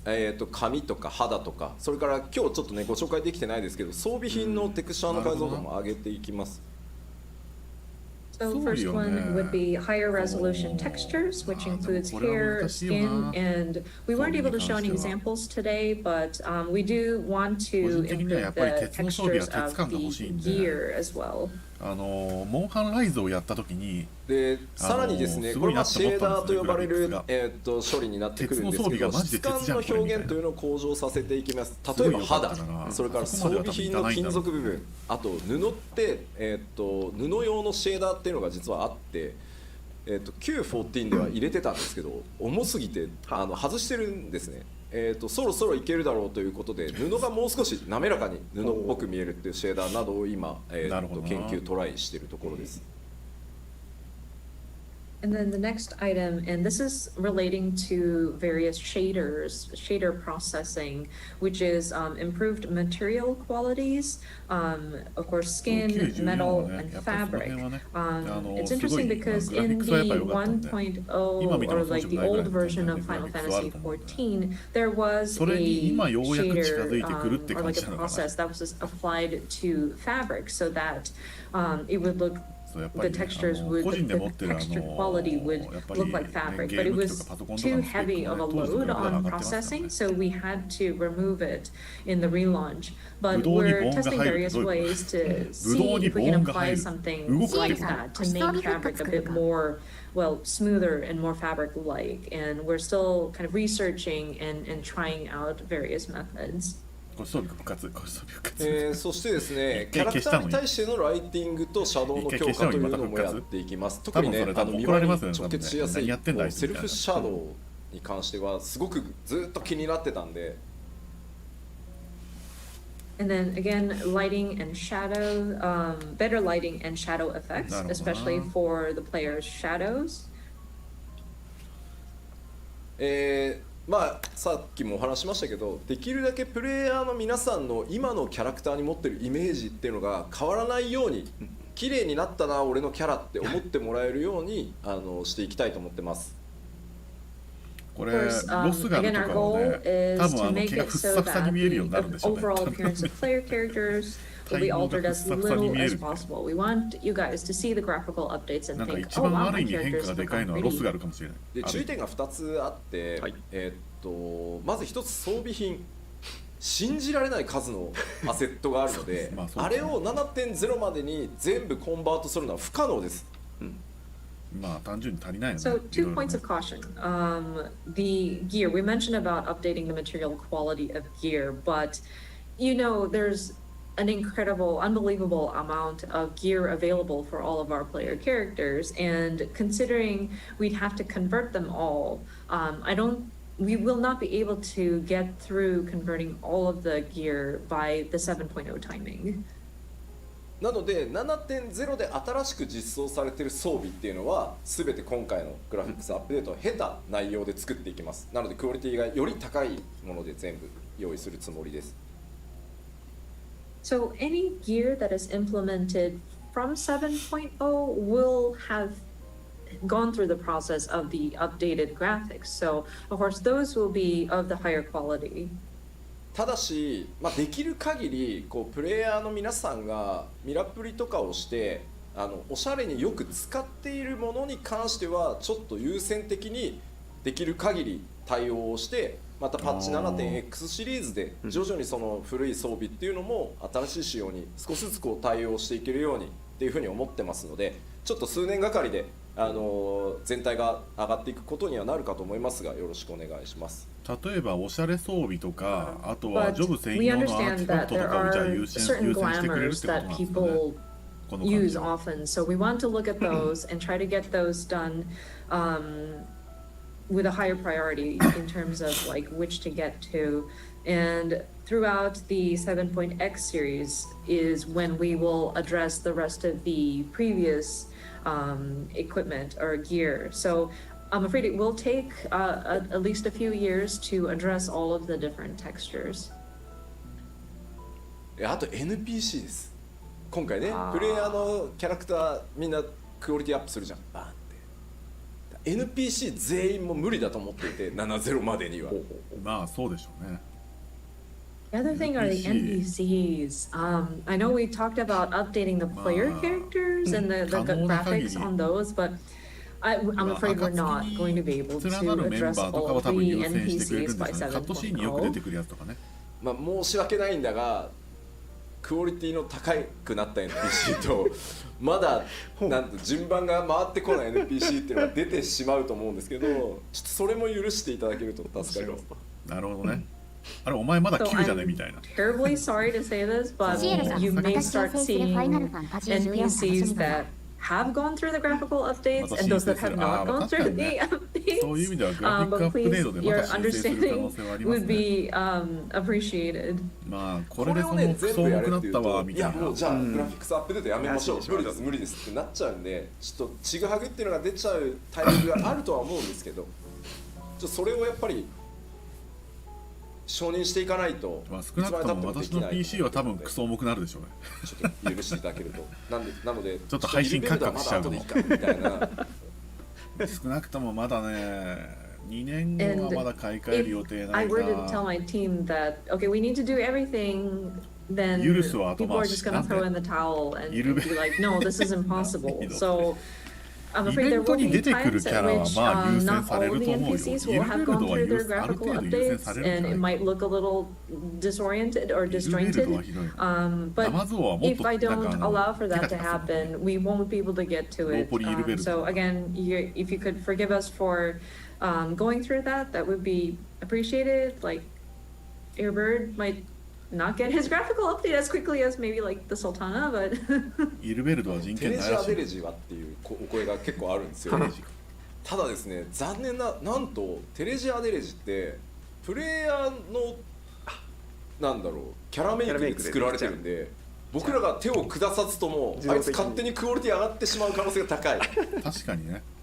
some people are オリジ asking, ナル oh, のフ but ェイ what スタイ about プじゃないキャラクターは Adelogy? 確かにそうかもしれないね And I realize his expression is 例えば part アル of ビ the ノとかアリ parts ゼ that は you can 完全に select when NPC you're 専用フ creating ェイ your スなんで character. So 手を加えない because と we're いけないんでしょう updating けど the も player character facial 例えばイル parts, ベルドとかもそうです Telogy けども Adelogy is going to have his キャラクター graphical メイ updates already. ク So で作れるキャ he, ラクタ he ー may は多 he 分やっぱそういう may ことだ be よ an ね exception to those グラフィ NPCs. ック上がる可能性もあるよねまあ、というわけでプレイヤーベースで組まれているものはね必然的にそうなるんですけど、まあナナモさんとかはねやった方がいいかなとは思うんですけど、イルベルドってちょっとまだオリジナルか精査まではイルベルドってあれキャラ作れるんじゃないそういう状態が出るとは思うんですけど、よろしくお願いします。 So yeah, any characters that are built based on facial parts or body parts that are available for players to utilize will probably be updated simultaneously with like the player character graphics. But there are certain key NPCs that we're also looking at. Maybe the Sultana, but we have yet to sort of assess, and we will continue to sort of explore the options. まあでもやっぱヨシピーうまいっすねでまあちょっと今日お見せしたのは繰り返しになりますが、テストをスタートしてまだ1ヶ月ちょっとのデータなので、さらなるですねクオリティの向上を向けて他の所属も含めてですねテストを実行していきます。いずれ装備とかねこんな感じになるよというのもお見せできればと思います。だってこれ2年後の話っすよ But yeah, 2年 again, 後の what 話を we 今 showed してい you るの was only about 今を遊び a ながら month or 未来 so に of 期待するって testing. 本当にこうい So うことじゃない we're ですかやっ hoping ぱり to provide you with more updates as they come in. Perhaps the other races, perhaps we 正直 can 今やめ provide て you 2 an 年後に update 復活するの with も全然あり gear, なんですけども etc. in the not so 本 far 当にね future. 未来の話をしてるわけだからねそうだな。今を遊びながら未来に期待するゲーム結構コメントであったんですけど、本当によくわかりますね装備の干渉ヨシピのこのプロモーションの仕方がねあれは正直どうにもならないです。物理エンジンを入れて、計算でかわすしかないんですけど、それをやるとやっぱ動かなくなっちゃうと思うので、あとやっぱり装備の干渉を許可している僕が、もういいとこれは割り切ってくれって言ってるから今のペースでそのアセットギアが報酬が装備がリリースできてるっていうところもあるので、努力はしますが根本的にオフラインのゲームのようにはならないので、はい、そこはすいませんご了シエルさん、承くださいテイルズ。のキャットコピーみたい。キャッツコピ And ー I'm also seeing comments 未来に期 about 待しながら can 今 you を do something about 今を like 遊びながら未 gear 来 or に期待する equipment or like player characters like body parts そうです interfering ね with the graphics of テイルズはね gear equipped 君 to となんと gear. かする RPG み And たい I'm なそう afraid いう that 話 is something that we cannot テイルなんかね address 途中からおかしくなり始め fully. たんだよね We would have to Game put genre in がね、おか a しいんです。 physics engine in there, and that ゲー would ムジャ cause ンルが for なん some と of か the する characters RPG ってなん to か kind なんか of 言葉 not じゃんみ move たいな properly anymore. And plus, I, as the director, have allowed for those うさぎの耳を畳めるようにしてほしいの意味がわからない。I'm afraid we're just moving on with it, or else we won't be able to keep the pace in releasing these different gear and the different designs that is available. So I'm afraid we are unable to address it fully to match something that like a standalone game. Sorry. 軟骨ボキっていけばいいですか。次はですね、ちょっと BG、マップに関わるところもテスト1ヶ月ちょっとのサンプル持ってきました。なんでここなのなんでここなの We have more samples though. This time it's for various backgrounds and like map elements. まずこれは単純に、テクスチャーとかに何も手を入れずに配置できるライトの数を増やすっていうテストのサンプルです。So this first image is a test of just simply the number of lights we can place in a certain scene without it touching any of the textures or surfaces. 配置ライト数をですね、複数増やすとこんな感じになります。So we just added a few more lights in a particular scene, and what you see is in the right side of the image. ライトがですね、遠くに左側ね、1灯しか焚けないので、ちょっと見てほしいのは手前側にあるデスクに影がほぼ落ちてないのが、右側複数ライトによってちゃんと影が出るようになってる。確かにね。So if you look at the one on the left, we were only able to place one light source in the scene, but in the picture on the right, we were able to place multiple lights to give it a more realistic look. And as you can see, the desk is now casting a shadow. まあ当然分かりやすく上の方にライトさらに1灯追加されているので、まあそこまで作り込んでたのにライトが当たらないことによって全部黒で潰れちゃってたのが、まあ、しっかり見えてくるようになるので、これね多分プレイじっくり見ていないとというか受ける雰囲気が変わるので、これによって。まあ確かにね。And of course, I think one of the key changes that you can see is because we were able to place some lights directly on top. You're able to see some of the details that would have been kind of hidden behind a shadow. And so I think with allowing for more lights to be placed, it will kind of give you a better impression of some of the atmosphere in some of these locations. でさらにですね、こちら今の現在の状態のティターニアですね。バトルも変わるってこと？フィールドのバトルフィールドも。You see Titania in their current state. でこれはシャドウです。シャドウのテストをお見せします。影か。So this is where we tested out how shadows appear. まあ影に使ってるテクスチャーの解像度と計算を上げていくので、これぐらいくっきり見えていくようになると思います。なるほどな。So this is where we tested the texture as well as the calculation formula behind how we're displaying the shadow underneath Titania. And we believe that we are able to improve the quality and the resolution up to what you see on the right image. さらにですね、これ複数ライトも置いてみてるので、もう今の14だと左の環境しか作れないんですけど、複数ライトさらにカラー変えたりしていくことで、右のようにね、かなり複雑なライティングの絵作りができていくようになります。ライトってやっぱりそういう重要さがあるんでしょうね。We have multiple lights again in this updated picture, and then plus we put some colored lighting. So the background is exactly the same, and it was actually quite intricately built. But by having these different sort of lighting available to shine on it, you can see the complex details that was part of the structure. ちなみにこれ左のティタニアのストーリー的には左の雰囲気がいいなって言ってるコメントがあるんですけど、はい、実はこの状態をさらにグレードアップさせたバージョンを BG チーム作ってきたんです、サンプルとして。ただ開発者目線で見ないと分かんないからライトの色を赤とかにして複数ライトが混ざってるっていう環境を作ってくれって言って、僕がわざわざデザイナーがセンスよく統一してきたものをバラしたんで、なるほどデザイナーのセンスじゃないので、これね僕のプレゼン用だと思ってください。デザイナーの名誉のために言っときます。デモ用ですね。はい。なるほどな。One thing I do want to clarify because somebody pointed out they liked the look of the original Titania, where it has that sort of mood with all the muted colors. Yoshida wanted to, or I want to point out that the developers actually brought to me an example of what improved graphics would look like with that stayed within the color palette of the original picture, but that's very much in the developer's perspective, and I wouldn't be able to tell the difference of what has improved. That's why I had requested my designer to intentionally place red lights, something that's more obvious, just to show an example. So don't worry, this is not what we're trying to do. We're not trying to like destroy the atmosphere. The designer was very mindful about keeping the tone of the story, but I wanted a more like overt example. So just wanted to clarify VTuber もいますけど、広報の一人と VTuber にヘイト全向けしているところとは大違いです。画面右の奥、上の方に見えてるステンドグラスのあたりをちょっと見ていただきたいんですけど。And one part that I do want to point out, if you look at the upper part of the image, where the stained glass is, これ左と右、マップのポリゴンは何も変わらないんですね。テクスチャー解像度も変わってないです。So just reiterating that we have not changed any of the polygons that are in the map layout. We did not improve any of the textures here.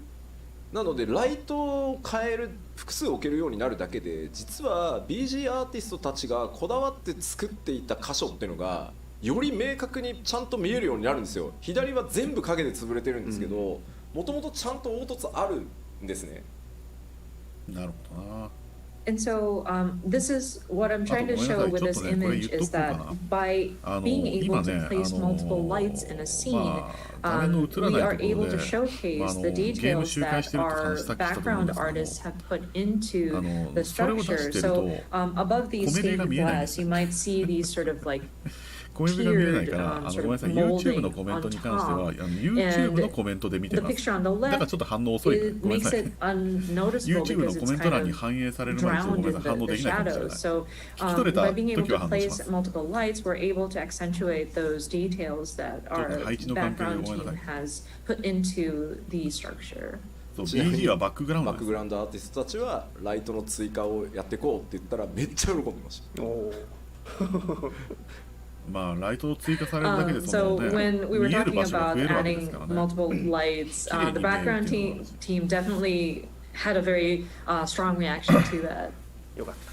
さあで次はですね、こちらは金属表現を何これ知らないんだけど、これあれか。行月の地図か。So next sample we want to show you is how we depict like the texture of the metal. こちらもですね、デザイナーの趣味というよりはですね、悪趣味なぐらい変えてくれって言ってるので、それをご承知おきください。もうだから意図的にもうギラギラにしろと。And of course, this again is supposed to be an example, and so I asked my designer to make it very gaudy at this point. So please understand, it is not necessarily the designer's choice. なかなかタイミングないですよね。もともとやりたかったけどシェーダーがなくてできなかったので、まあこれぐらいゴールドをちゃんとやっていけますよ。ああ、でもなんか細かいところがちゃんと見えるようになってますね。So up until now, we didn't have the proper shaders to apply, but we would love to improve the look of metallic surfaces. これもライトを置いた For ことに example, より gold 見えるよう here. になったってところなのかな。すごいですよね。コメントで吉田の家じゃんって書いてあるんだけど、俺んちこんなんだってもう仕事してないわ。People are saying, "Oh, is this Yoshida's house?" ここまで金持ったら No, if I were that rich, I wouldn't be working. いやでも怖いもんで、今まで我々は左を金だと信じてまいりましたけど、なんかもうブラスにしか見えないですよね。Yeah, actually, we trusted left side screen is cool. そう吉田、吉 P の家はこんな感じではないらしいけども、もうこんぐらいもらってますよ。こういう形で金属の質感強化っていうのもやっていきます。まあこれはね、取締役員ですよ、役員。Thank you for that. But yeah, again, we're trying to make improvements to the material quality, so the look of metallic surfaces as well. さらにですね、続いてはマップに使えるメモリっていうのも、上限を上げてあげようと思っているので、まあでも吉木がジャラジャラしてるのはシルバーだからな、多くのオブジェクトがゴールドじゃないですからね、配置できるようになっていきます。And next was to look at the memory resources allocated to rendering a particular area on a map. And I'm looking to raise that sort of cap so that we can place more objects in 魚何個入れたってコメントがある。私は2つだ。まあこれ左側が現在よくちょっとマトシャと出会ったりするところですけど、こんな感じになってます。これ現在ですね。So the left side, you may remember your first encounter with Matsuya. でそれがですね、今回このぐらいまではいけるだろうと。だいぶ違う。なんか、オ And ブジェ we クトが増えてる。 we are seeing that we can possibly place more objects. すごい、オブジェクトクソ増えてんじゃん。左と比べてですね、やっぱりまず注目点としては、その1枚のループで作られてたその階段状になってる部分っていうのが、それぞれ素材違いを、しかもこう組み合わせで、ずらして配置したりすることによってこう使い込まれた感とかより出せていける。この辺りはね、実はすごく大きいと思います。でも逆に本 And 当に so ここ in ま the でいけんの？ left, これっ you てだっ may て notice BG that 作り it's 直 just したん a じゃないの？ repeat, layered on, like そう a そう、こうい repeat う layered の on って top そ of ん each な、other. まあ But 簡 in 単 the ではないんでしょうけど updated も、 graphics, で you きる can も see んなの？ that we are そもそ able も to place そもそも objects not exactly like だってオブジェクト on 増や top す of の each だって other, さ、 but like 手 you 作業 can でしょ、 shift これだっ it て。 by a little そも bit. そも。 It'll その allow ね、for a more realistic その depiction そこに of その手 the 作業で area パーツ has を been 配 in 置していくわけで use. すから。 So this is actually そう quite いうことなの it か helps with な。 like the まあこれテスト immersion. サンプルだからまたちであょっと違うのとはそかもしれないですけど。の床ですね、実は、床の上にもう1枚テクスチャーを重ねてブレンドさせることでですね、床のこうひび割れだったり、細かい、今だとねメモリがないので巨大な床を1枚貼ってどうにかってところなんですけど、そこをさらにこうスカンマ上げていけるようになる。まああくまでテストっ And てい then う the 感じだからこ floor うな of り the ますっていうわけでは ground ないっていうの with は the ちゃんと一 graphical 応 update ね would be able 覚えておかないといけないかもしれないけ to ど、 add で a もまあ another こういう layer 感 on じに変わっ top ていければ to なみたい give な it 感じなの more ね。 texture and kind of 細 blend かい it ところの in. ね、差 So が like 今の cracks in the 見 ground. 比べてみるとよくわかりますね。 Previously, we た wouldn't だ have enough memory, so7.x we シリーズ would から just は have これが to デフォル place トにな one るんだった giant ら感動 floor して and deal with it. But 当たり前になっちゃ with う the かもしれない graphical けど、 updates, 今比 I べて think 見て we'll る be からす able げえ変わっ to てるって思う。 improve on the texture quality as well. シエルさん、そしてです画ね、像は開続いてがちょっと発中のもの BG でおです。知らせする最後になるんですが、これはね。Next ね、is, I believe, the FF15 だ last ってね。 set of samples that FF15 だって I've 開 seen 発中の for 画 the 面からだいぶ background 劣化したんで elements. すよ。こちらです。我々開発チーム最大の敵、自動草って呼んでるやつ。草ね。 So this is one of our これはもうギザギ pet ザしてる peeves, のはもう arch テクスチャーの関 nemesis, 係だ I からも should うしょ say. うがない These と are 思うん like だけ these ど、 automatically generated 自 graphs. 動草っていうのこれ。これがですね、カットシーンのチェックをやってるとですね、割り込んでくるんですよ。自動で生やされるんで、多分カットシーン作ったスタッフの時には生えてなかったんでしょうけど、僕がチェックする時は生えててですね、この桜、ジャギジャギがすごいとりあえ入ってくるんですよ、ず無理しすカメラに。ぎないよう頑張ってくださいとしか。まあそうですね。やっぱり And 今後 this の is 10 this 年に is 関してお話しして so るんで、 it まあ長 takes く本当 away に続いて from ほしいですよね。 cutscenes when it barges in. I'm sure when the cutscene team is creating the composition, they その don't see 昔 the はできなか graphs った because 表 this 現 is が just 今はでき automatically るからっていう generated ね、そ after の the. グラフィックスアップ Sometimes デート it's の like so close up and it's so 今のま pixelated, まだとやっぱりちょっと and ね、 that pixelation is まあ it もう was ちょっとなん it とかしたい bothered ってい me うとこ very ろがたく much. さんあるでしょうからね。今回もね、実はちょっと裏話ですけど、はいまあ、エルピスで、ヘルメスにね、メーティオンにせがまれて、エルピスの花を桜、イズニートさん、これだけ長くできてるだけでも贅沢だと思ってるので。まあそうですよね、本当にね。仮面を外す、あそこがですね、何度チェックしてても自動草が入ってくるんですよ。で、頭にきたので、BG 班に頼んで、この辺もう草生やさない設定にしてくれって。あ、なるほど。除草剤を撒いてしまったんですね。自動草 So ね。 one behind the scenes あれじゃあカットシーンの時に自動 comment で I 生えて wanted く to るから、 make その when バ I ックグラ was ウンドではまた looking 別 at の草が生え the てる。 cutscene in Elpis, sorry spoilers, あれ but ここちょっと生え方違くないみたいな。 Hermes, そうい when う he's ことなんで talking すか to ね。 Meteon about, oh, I want to show you the flowers in Elpis, and he removes his mask, and the grass automatically generates, and it めっ just ちゃお腹空いてき it た。 gets in the way. So I got so mad. I told the background team, like, can you make it so that you don't have grass being generated in this part of the ground? でそれがですね、今まだテスト中ですがこんな感じにこれなります。さ、テクスチャーをそもそもさ、この But 自動 that 草のそ will のテ be クスチャー updated 解像度を hopefully. 上げたって Again, こ we're と still そもそも testing, but this is a sample image of what it could look like. でもこれまあ本当に種類もね複数持てるようになるので、 PS4 動くの？これね草原から上は何も手入れてないんですよ。向こうに見える木とか全く今のままなんですけど、まあこんなに変わるですよね。まあ近くで見てこれなのね。エルピスでよく演 So, 芸してた and な。 plus, we are able to 私はエル generate ピスで園芸は a してないの。園 variation 芸はね、 of も different う普通 grass に上げちゃいま or したね。 plants. その And 理由 so, で。 while we haven't added or modified anything in the background, like the trees and the field in the background have not been modified, the これ look of 本 it 当にここ is までなるの？ different 結構半信 because 半 of 疑な how ん we だけ can ど私。 process these automated そうまあ grass. これはですね、自動草のテクスチャーが上がるんだったらもう分かるけどさ。申請から行月まで全てのあ、なるほど。マップで自動で生えてる草が綺麗になります。草いっぱい生え And て for ると this ころって意 update, 外 we とな will いん be ですよ。 replacing the それこそ system 本当 that に多分 generates 顕著なのがエ these ルピスと grass か or plant life. だと思うんで、 And so this should be applied throughout all of the areas あんま from り around そのこ Reborn んだけ throughout 草いっ End ぱい of 生えてるフ Walker. ィールドってパッと思いつかないですね。さあ国営の森ではって意外とあれバックグラウン土だからね。ド実はねまだあるんですけど、草じゃないからちょっとどんな表現バックグラウンドを上げていくかというのをお知らせしておきます。 We've done various other testings in terms of background elements, but allow me to summarize again.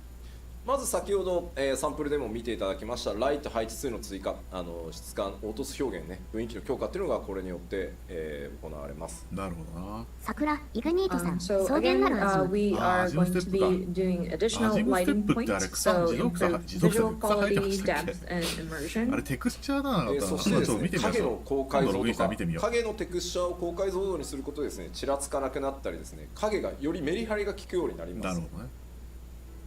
And then higher resolution shadows, and so we'd be improving the texture of the shadow and how it's depicted so that it will allow for like flickering, decreased flickering. ちょっと嘆きの海のマップを思い出していただきたいんですけど、あそこ実は雰囲気を宇宙空間にするために、雪はねうっすら積もってます。遠くしてパラパラとまだ降ってるっぽいし、全体のうっすらと積もって暗さをますね。こう締めるようなことをやってるんですけど、結果そうすると影がものすごく長く表示されるんだけど、テクスチャー解像度が低いがゆえにすごいじらついたりボケたりする箇所が結構多いんですよ。ただ雰囲気を優先したんで我慢してたんですけど、そういうところもですねより綺麗にちらつかずに影が出てくるようになると思います。 So if you would recall Mare Lamentorium and how we were trying to depict or make it seem like you're in outer space and make sure that the lighting had been placed in a very distant location so that we emphasize that sort of darkness that surrounds you. Because of that, whenever you're on the moon, your shadow gets to be very long, but because the shadow textures were not optimal, you would see frequent areas that would cause the shadows to flicker or it could get blurry. So with the graphical update, we're hoping to improve so that those shadows would come out a lot crisper. そして質感表現の向上です。これもシェーダーでですね金属とか布とか、それ以外のちょっとシェーダーも今検討してます。 And then, of course, improve textures, which includes metals, fabrics, and we're also trying to consider what other elements can we improve. そして最後にご覧いただいた自動配置植物の強化、高解像度にしたりですね、あと植生をね、種類を増やしたりしていきます。アンビエン Lastly, トか、フ more ォグ。 and better auto-generated フォグは greenery, ね、 which is 重くなるんだよ increased resolution, ね。 variety, and あれ etc. ね。で画面全体にフィルター効果として非常に重要なアンビエントオクルージョンっていう機能だったり、フォグ、いわゆる霧をこう重ねるみたいな、それをフォグって呼ぶんですけど、これらに関しては今テストをしてるんですけど、まだちょっとサンプルをお見せできない状態です。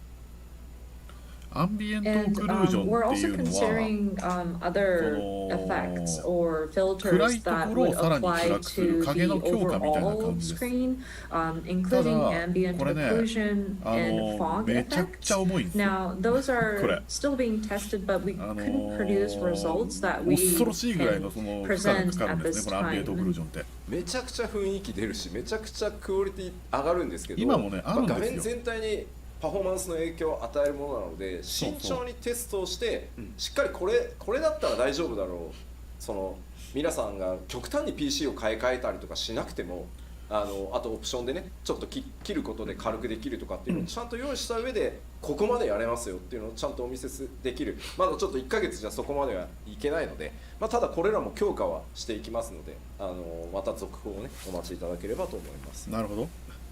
そう、今もね、一応ア And ンビエン we トオクルージ totally ョンの項目っ understand ていうふう that にあ it るんですけど will も、 give it そんな a に different 今 sense 日 of 濃くはない。 atmosphere, or 簡 it would 単なもん really なんですけどね、入れてる improve だ the けで雰囲気は mood 確かにだ if いぶ we 違うん had で those すけども、 kinds of まあ textures それを applied 強 or 化する those んだったら filters 多分大変 applied. でしょうね、 But 最 it 適化 does ね。affect the overall performance あとフォ of グね、遠方に the 霧がか game. かったような So 表現ってい we うの will は、 need to test it very そのない方 carefully がね for クリアに見え sure. るんですよ。 So we ない方 want が綺麗に見 to えるんだけど、 explore our options, but we also want to make sure that we are at a state where ま we're あその雰 comfortable 囲気は良くなりますね。綺麗に見えるっていうより not も、フィールド requiring がそ for のちゃ so んと much 存在してる resources から that の雰囲 players 気 would になる have っていう。 to like update their PC 没入感の強化みたいな感じにつ to な an がりますからね、 extreme, 僕ね。ただ or これも be ね、able 多少重くなりま to す。 provide an option 多 to 少重く shut なる it んで、まあ off 多 if you 分 want 大変だと思いますね、その最適化値のね、 optimize やってる your 方 your performance. So I'm afraid we're not この辺は able ね、正直モ to ッド show と you かね、 anything as ス of カイ like リ a ムとか month フォ or ールア so ウトとかね、 testing, モッ but ド we're 触ってる hoping とね、 to bring you まあ updates 結構そ further の down the 気になる line. ところではあるん So ですよ。 yeah, if you could please stay tuned for that. BME とかでね、さ項て、目いじったりとかしてるとねグ、ラフィックス第一次グラフィックスアップデートの、ある今日お伝えできる範囲としては、なんとなくはわかりますねここまでとさせていただきます。Okay, so in terms of the graphical updates and the preparations that we're making for it, I think is all that I have for PS4 で today's 耐えられる話が presentation. 分かんないですね。私さあで PS は持ってないから続いて、3つ目なんですが、引き続き多くのアップデートこれまでと変わらずですね、適切なスケジュールでお届けしていきますよというお話です。So yeah, we will continue to provide regular updates on an appropriate schedule. せっかくの機会ということでですね、はい、ちょっと 6.1 から 6.5 まで現状決まっているものでお知らせできそうなものをお知らせしておこうと思います。なるほど、ざっくりと。So I would like to share information that we know that we're going to have from 6.1 through 6.5. まずパッチ 6.1 なんですけど、こちらねリリースタイミングが読み切れないと思うんですけど、皆さん4月には出します。はい。ああ、なるほどね。4月中らしいですね。パッチ 6.1 は。One series. I understand that it's still kind of hard to see when it's coming, but we are looking at April at this しかも time. タタルって何？当然ですが、メインクエストのアップデートっていうのは 6.1 から 6.5 まで新しい貢献をお届けしていきたいと思います。やらなきゃいけないですね。どっちもやりてえよ。タタルの大繁盛店。大繁盛商店。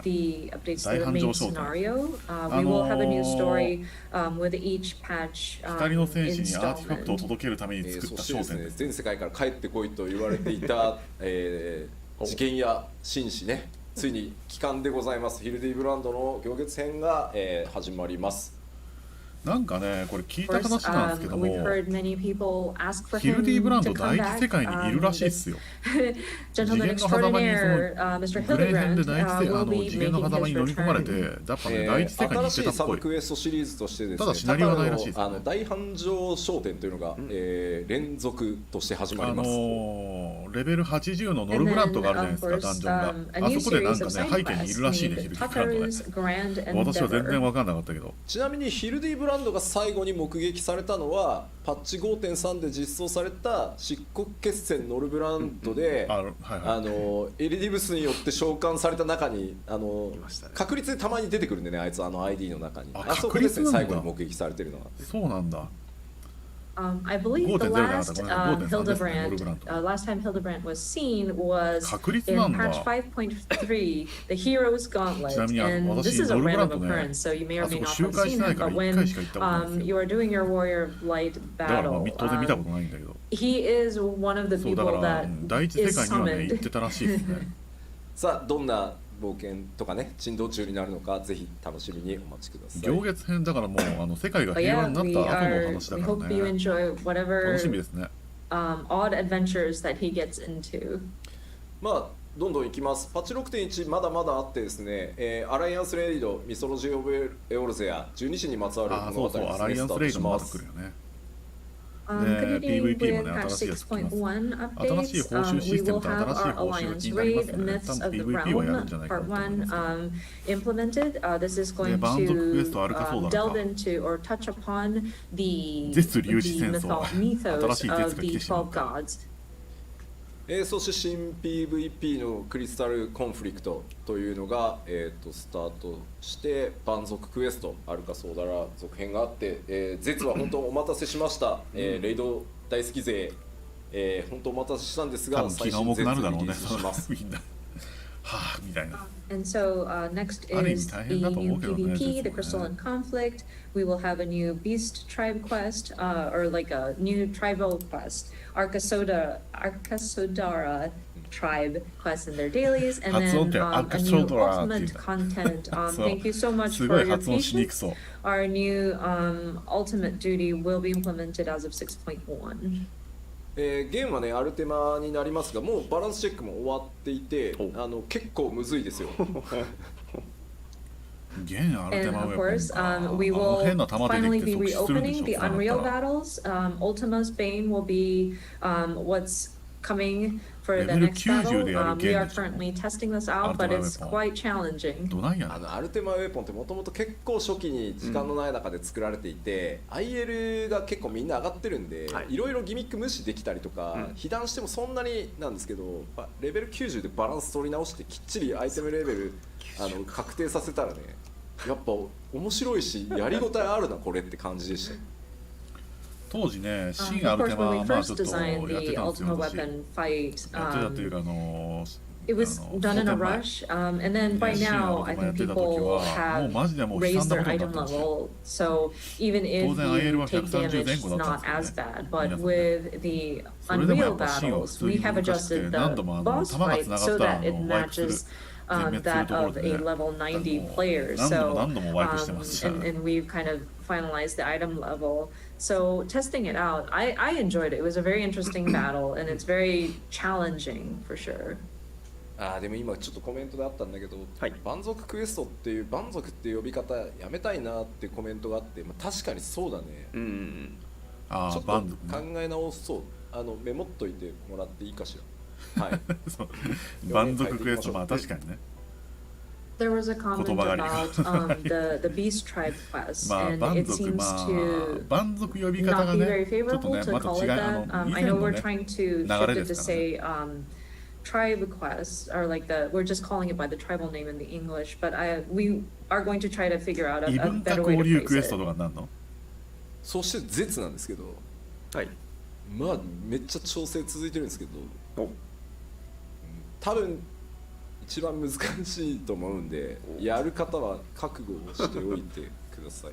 絶粒子戦争か。And I want to backtrack a little bit to the ultimate duty, the new ultimate duty, and we're balancing right now and making adjustments, but it's quite difficult. So if you're up for a challenge, that's fantastic. But yeah, it's going to take some. It's going to again be challenging.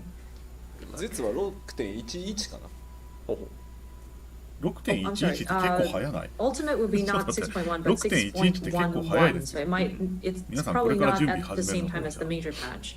メインシナリオをやったり、ハウジングの抽選に応募したりとかすると思うので、2週間空けて出す予定かな。We are hoping that players would enjoy the main scenario first, and then 6.1 is also when we open up the Ishgard housing. So I'm sure people will want to sign up for like housing plots. So we're going to wait 2 weeks after the launch of the major patch, and then release the ultimate duty. まだまだあってですね、6.1、さっきお伝えしたメインクエスト ID のフェイス対応 2.0 半やって、それ以外のID もちょっとグラフィックスの調整とかいろいろやってます。キャラクターカード。So continuing on with the 6.1 series updates, so the main quest, sorry, the trust system for A Realm Reborn patch 2.0 main scenario dungeons. そして新しいリワードシステムとしてですね、キャラクターカードっていうのの、システム実装が、ハウジングね、石ガルドのハウジングまだ開放してねえや。下に向いてないまだ。And then a new calling card style UI. So this is going to be a new reward type system that we plan to start implementing. まあこの辺の詳しい内容はね、3月4日からのまたパッチ 6.1 特集パート1、パート2の方でお伝えしていきます。そしてお待たせしたママにオメガ F 着せられるの変態すぎるんだよ。ママにビキニって。So for this calling card style UI, this is something that we'll cover in our next two live letters. There's one definitely planned on March the 4th, and we'll do like a 6.1 feature, part 1 and part 2. So we'll delve into details at that time.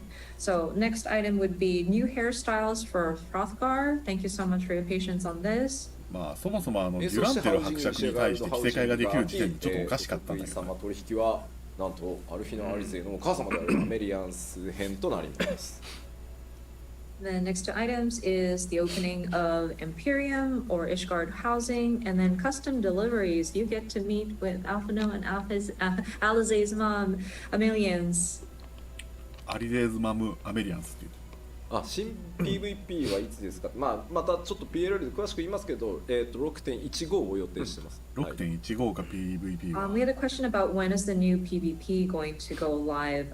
Again, we'll cover this in the upcoming other PLLs, but we are looking at 6.15 timing for that. それ以外にもですね、当別戦など多数のものが、当別戦名前言えないですけど、ありますんで、ぜひご期待ください。ここまでが6.1 のざっくり概要です。And of course, new trials, we can't say what, but other assorted updates are planned for the 6.1 series. そして続いて 6.2 ですが、こんな感じになってて、一番の注目はやっぱりお知らせしていた、無人島開拓が 6.2 からスタートになります。6.2 ね。So next up is the 6.2 series. This is one of the large, like the anticipated content, I believe, is the Island Sanctuary. That's when we're going to start opening this up. 昨日全体を一通りチェックしましたけど、めちゃくちゃでかいんで規模。だいぶね組み上がってるんでもう。無人島開拓ね。I had the opportunity to check the overall sort of content yesterday, and it's quite large scale, but I think it's coming along nicely.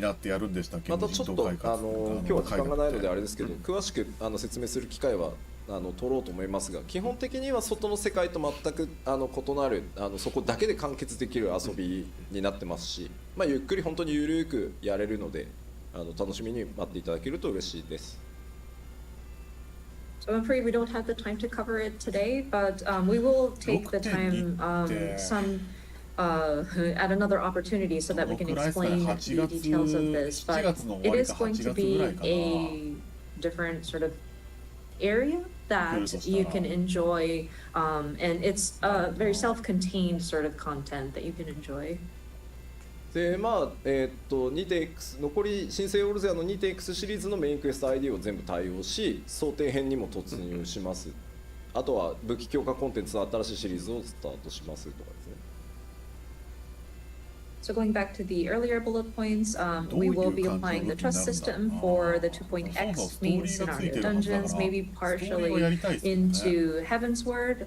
It says here.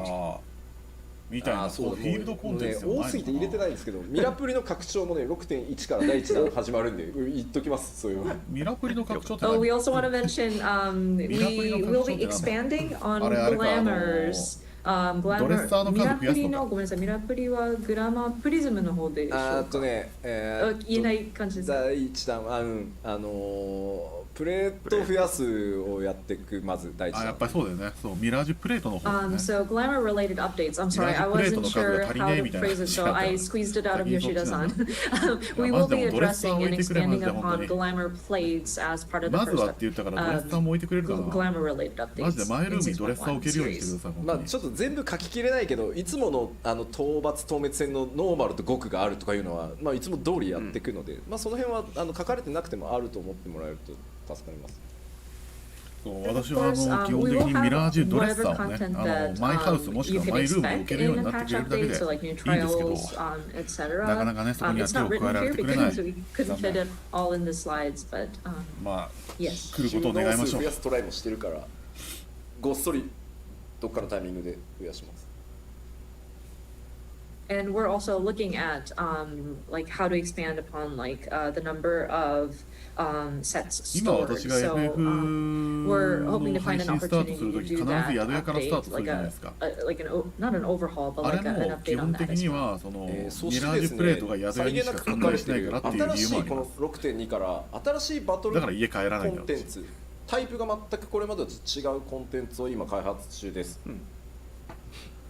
And then the fourth bullet point, it's just kind of snuck in there ミラージュドレッ as サーがね、 part マイルー of ム対 like 策 the が updates, 対 but 応してくれ it's たら、もし a かした new ら thing ね、 that we're まあ trying to 私の do. 自分の部屋からスタートす It's る a dungeon の with がもう定番になるかもしれないですね、 variable もしかしたこれ難易度可変ダンジョンって今開発コードネームなんですけど、難易度可変ダンジョン1人から4人でチャレンジできて、1人で行く、2人で行く、3人で行く、4人で行くっていうので、自動的にそれに合わせて難易度がコントロールされるっていうチャレンジ型のコンテンツになりなます。るほどな。 And so the code name that we're using here is like Criterion Dungeons, but so you can attempt this with 1 to 4 people, and what makes it variable is that if you go in, depending on the number of people you go in with, so 1 person, 2 people, 3 people, 4 people, the difficulty sort of varies. It will automatically scale, so it's like a content where players can sort of challenge themselves. まあこちらも組み上がってはきてるんですけど、まだ調整いろいろチェックやってたりするんで、まあ 6.2 に近づいてきたらしっかり特集していきたいと思います。It is coming along nicely, but and we're still performing checks on the content. So please stay tuned for new information as they become available when we can talk about 6.2. そして 6.3 になるとですね、6.3までやるメインクエストの ID フェイス対応が争点編をここで完了させる予定です。ああ、なるほどね。And then moving into 6.3, so we continue to add more trust NPCs. We should be able to address the remaining main scenario instanced dungeons in Heavensward. でかいのはですね、世界中からですね、ディープダンジョンシリーズの新しいのがやりたいというお声をたくさん頂戴していたので、今企画をやっている最中です。6.3 で、ディープダンジョンシリーズの第3弾実装予定です。And then players from around the world had asked about when do we get a new deep dungeon. And so we are in the planning phases at this time. We're hoping to launch the third in the series of deep dungeons at 6.3 series timing. そしてですね、すでに、開発スタートして進んでるんですが、Z シリーズの第5弾を、6.3 でリリース予定です。And then we are already starting to make plans for this, but we do intend on adding one more ultimate duty. So this will be the 5th one in the series. あれちょっと待って、パッチ 6.3 そしてですね、ストーリーないの？ 6.2 でリリースされた、無人島開拓のアップデートももちろん行っていきます。6.3 って And ス then トー of リーがない。 course, 本当に because we will be opening up the island sanctuary as of 6.2, at 6.3 series timing, we will continue to ミ update ソロ it. ジー・オブ・エオルゼはまあストーリーではない。でまあ、4と5はちょっとパッチ 6.4 と5はまとめてのご紹介になっちゃいますが、この4と5でグレン編のメインクエスト ID のフェイス対応を全部終わらせて、まあ、これで、ストーリー上に登場する ID は、全部対応が終わる予定です。And then next page covers both 6.4 and 6.5 series. But by this time, we aim to complete the trust system implementation into all of the Stormblood main scenario dungeon series. And so that should get through all of Stormblood.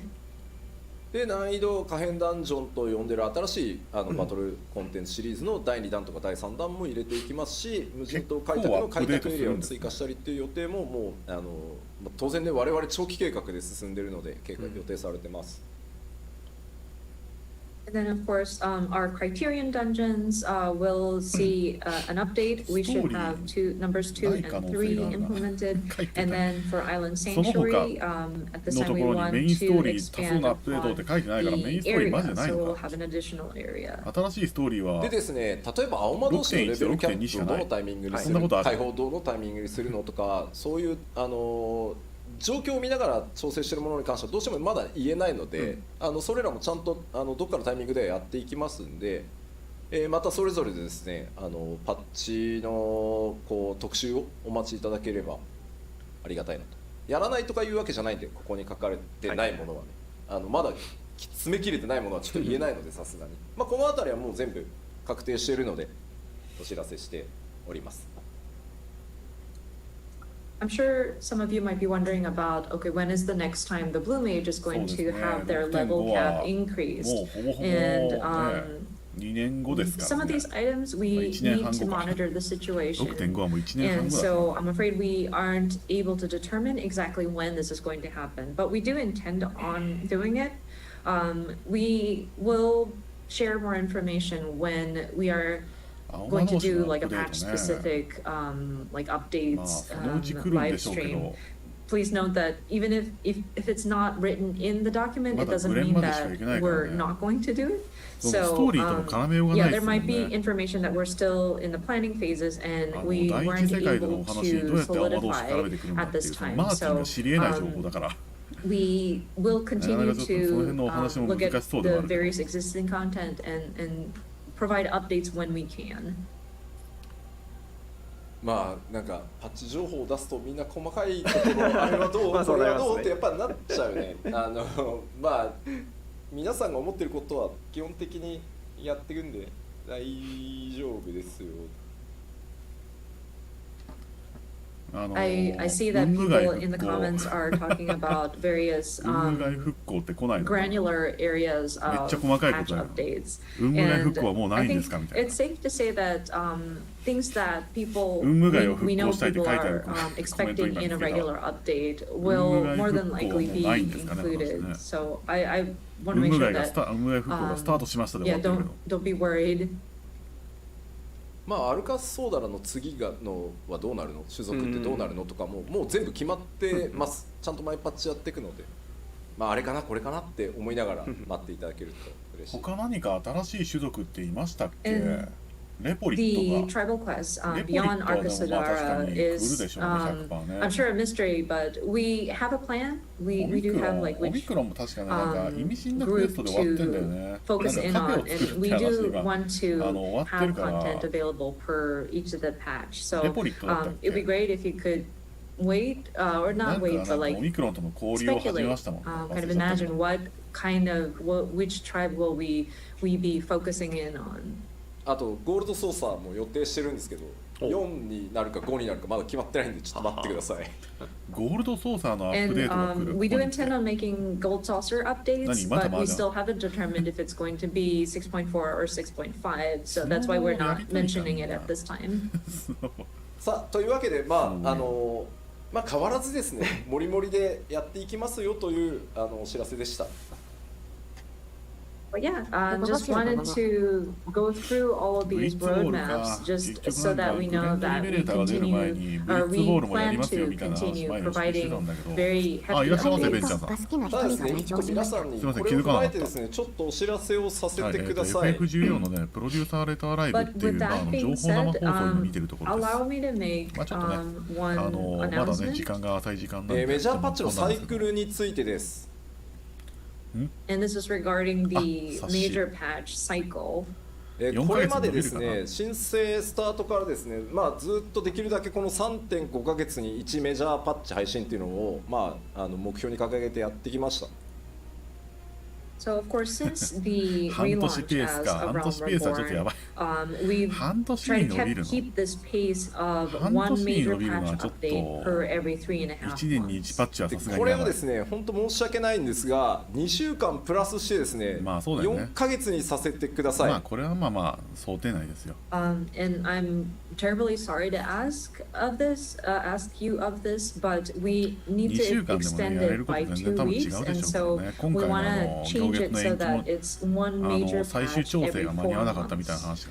で、この2週間って何かっていうとですね、我々開発内では実装期間っていうのと調整期間っていうので大きく2つあるんですけど、この実装期間にプラスあと1週間、それから調整期間にプラスあと1週間の時間をいただいて、マイメジャーパッチを 3.5 ヶ月でなんとかやってきたのをちょっと4ヶ月、プラス2週させていただけると助かります。なるほどな。So of course we have periods of our development cycle where it's development and then implementation, and various adjustments, fine-tuning that we do. So those 2 weeks that we ask of you for your patience is 1 week for additional implementation, and then 1 week additional for fine-tuning. So that makes it that 3.5 months now turns into 4 months. でですね、夏季休暇期間とか、我々やっぱりサマーバケーションスタッフに渡したりですね、夏季休暇期間や年末年始の上記1週間でわざわざ報告することじゃないので、夏季休暇期間とかわざわざ言ってくれるんですねと思うけど、これにプラス1週間ねさせていただくこともあるかなと思います。全然いいと思いますよ。And in addition to that, we do have breaks, like summer vacation, summer holidays, New Year's holidays. I'm sure people have family that they would visit over the holidays, and so for those holiday seasons, we might see an additional like 1 week's not delay, but like 1 week's time added as well. やっぱりここまでその前半の10年間っていうところでもお伝えしましたけど、相当みんなの開発チーム、運営チームのモチベーションというところに頼ってやってきたところがあるなと思っていて、それは僕自身のこう稼働の高さも含めてなんですけど、休みたいというよりはやっぱり適切にみんな健康で健やかに開発に取り組むことでよりクオリティも上がっていくだろう。事実足りてない無理をしてきたっていうところもあるので、開発した分やっぱりその反響が大きいから。As I explained in the first half, when we were looking back at our first 10 years, we really depended on the motivation of each of the developers that are on the team. And me included, I was moving around and very hands-on with my team, but looking at our schedule and how we work, I do want my team to be healthy and be able to sort of maintain a good level of quality because they are taking the necessary breaks. And to be honest, there were areas where we might not have performed as well as we should have because some of us may have been pushing too hard. So that's the reasoning behind why we want additional time. で非常にね皆さん優しいコメントいただけてるんでとても嬉しい。特にスタッフの健康とかね気遣っていただけてるんでとても嬉しいんですけど、これまで 2.0 からねなんとか 3.5 ヶ月でこうやってきたこの実装 2.0 からなんかしばらくはね3ヶ月だったけどね、調整何週みたいなのでやってきたんですけど、ちょっとね比較を持ってきました。何の比較？ And thank you so much for the kind comments regarding our staff and making sure that you're showing your concern to our staff members. It really warms my heart, and I'll make sure to relay that. But considering what we've been doing in terms of providing an update every 3.5 months since 2.0, and we work with a schedule of like such and such weeks for implementation and whatnot. So we put together this comparison chart for you to take a look. 間が空きすぎているとっていうのも確かに分からんではないな。企画、開発、テ調整デバッグっていうのを、3.5 ヶ月でやってきてたんですけど、Of course, our development largely is broken down to planning, development, adjustments, and debug. And this is some of the numbers that we've pulled up. パッチ 3.3 の時が左の列、5.3 の時が右の列です。3.3 っていうの So the はあ column れ on です the ね、ニーズヘッ left グの is 戦いの時ですね。 patch 3.3 series 争点編終わり timing, の and 時 then the column on the right is patch 5.3 series. コンテンツ数がねそこまで極端にってわけじゃないんですけど、やっぱジョブ数がまずね11だったのが18になってたり、ボス数が作ってるボス数がもう17から23って増えてるんですね。これ当然調整コストめちゃくちゃ増えてるんで、ましたな。てかボイス数が異常。 So, I mean, the number of ボイス数がめっちゃ増えてる。 content, like types of content, may not have アイテム varied 数も over 倍以上だね。 the years, but if you look at, say, like the number of jobs, from patch 3.3, 11 jobs, we've now jumped up to 18 as of 5.3, which means a lot of different balance adjustments for those. Number of bosses have gone from 17 to 23. もちろんね開発スタッフっていうのも皆さんからいただいた月額課金で、どんどん採用してどんどん増やしていてチーム規模も当然上がってるんですけど、じゃあ人が増えればそんなに簡単に僕ら工場製品作ってるわけじゃないので量産が上がるかっていうとやっぱりそうではない。トレーニングも必要、経験も必要、まあやっぱり確かにな。そんなスーパーエースたちが中川とか須藤とかがバンバン育っていくわけじゃないのでOf course, with our development team, thanks to the support via monthly submissions, our subscriptions from everybody, we are able to strengthen our team. We were able to hire additional staff, and so our team has 使ったり definitely っていうのは grown. 確かにね見 But 受けられ I ました。 mean, 今 we're 回の not in a AF は特にちょ factory っとね manufacturing. 今回のアーティファクトに関してはちょっとね We're 気にな not る an ところはあった assembly んですよ。 line, so we require ちょっとね training. 似 We たようなパー require ツこれ見た for ことあ our るな staff みたい to な gain そういうことがありま experience. した。 Not everybody is a まあグラフィックアッ super プデートと ace かもあるら player しいです like よ。 Nakagawa 今の or 話結構ね Pseudo. グラフィックアップデートの話長くやってたんですけ例えばこのども、開発チこれームからパッチ運営チーム三角形だとした場合にこの三角のスケールはめっちゃ 7.0 から大きくグラフィックアッできるんですよ。プデートの第1弾を行うっていう話があって結局上の方に行くとそういうその何どこまで行っても最後は頂点はディレクター定番のとかプロデュ内容ーサー以外なところもやってるからねってここがやっぱ話そんな簡単には増えないんで、何でもかんでもたくさん調整もチェックもせずに出すってわけにもいかないから、吉田を別に分身させろとかその培養して増やせばっていう考えもなきにしもあらずだけど、ちょっとまだテクノロジーがそこまで追いついてないんで。培養ね。 So if you would imagine our sort of team, I 基 guess, 本 our 的に staff 真面 or 目な how 話 we're organized as like 真面 a 目な話 giant をする上にこうやってぶっ triangle. 込んでくる。 And of course, we can always scale the triangle to be larger, but I mean, it's still a triangle, so the tip is very small. And when you get to like the director and producer level, I mean, we train fantastic people, but like it doesn't grow in numbers as much as like when you scale the lower part of it. And there still requires a lot of adjustments that need to be applied on the things that we do create. And of course, it would be awesome if we can 今のクオリティでは出来上がらないと思うんだけど。 multiples of Yoshida. Maybe if we can clone him or like, I don't know. But still, it is quite a challenge. 吉田にハイデリンキックして分割しようって言われたけど、それ薄くなってんじゃん、一吉田。24個。一吉田薄くなってる。 Somebody's saying, perform the Heidelin kick on Yoshida and sunder him, then we'll have 14 of him. But then, wait, no, but he's sundered, so he's like thinner. Like this, you have a diluted version of him.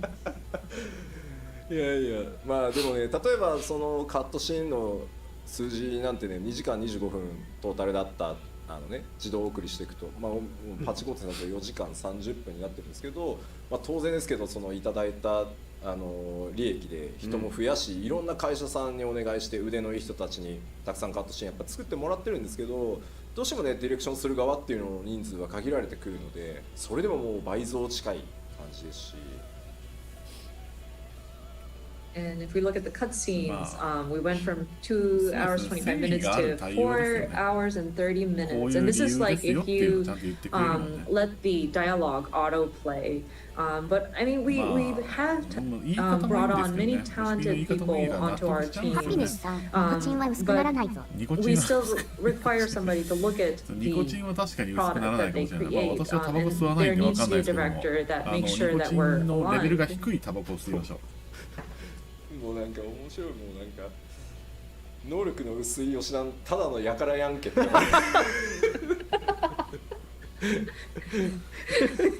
Comments. まあ確かに見た So 目はあまり変わらない about からね。 Thunder Yoshida, like, well, but what if he's like that's not like a low quality Yoshida? It's just a man. まあというわけでですね、これからもちょっと今日お伝えした内容 7.0 に向かっていろいろやっていきます。パッチの物量というのも頑張ってまた作っていきますし、クオリティとか調整というところも妥協なくねまた進めていきたいとは思うんですが、まあその分ですね、ちょっとこれまでのパッチサイクル3.5 ヶ月にプラス2週させていただいて4ヶ月っていうサイクルでですね、ここから先まだまだ楽しみお届けしていこうと思ってます。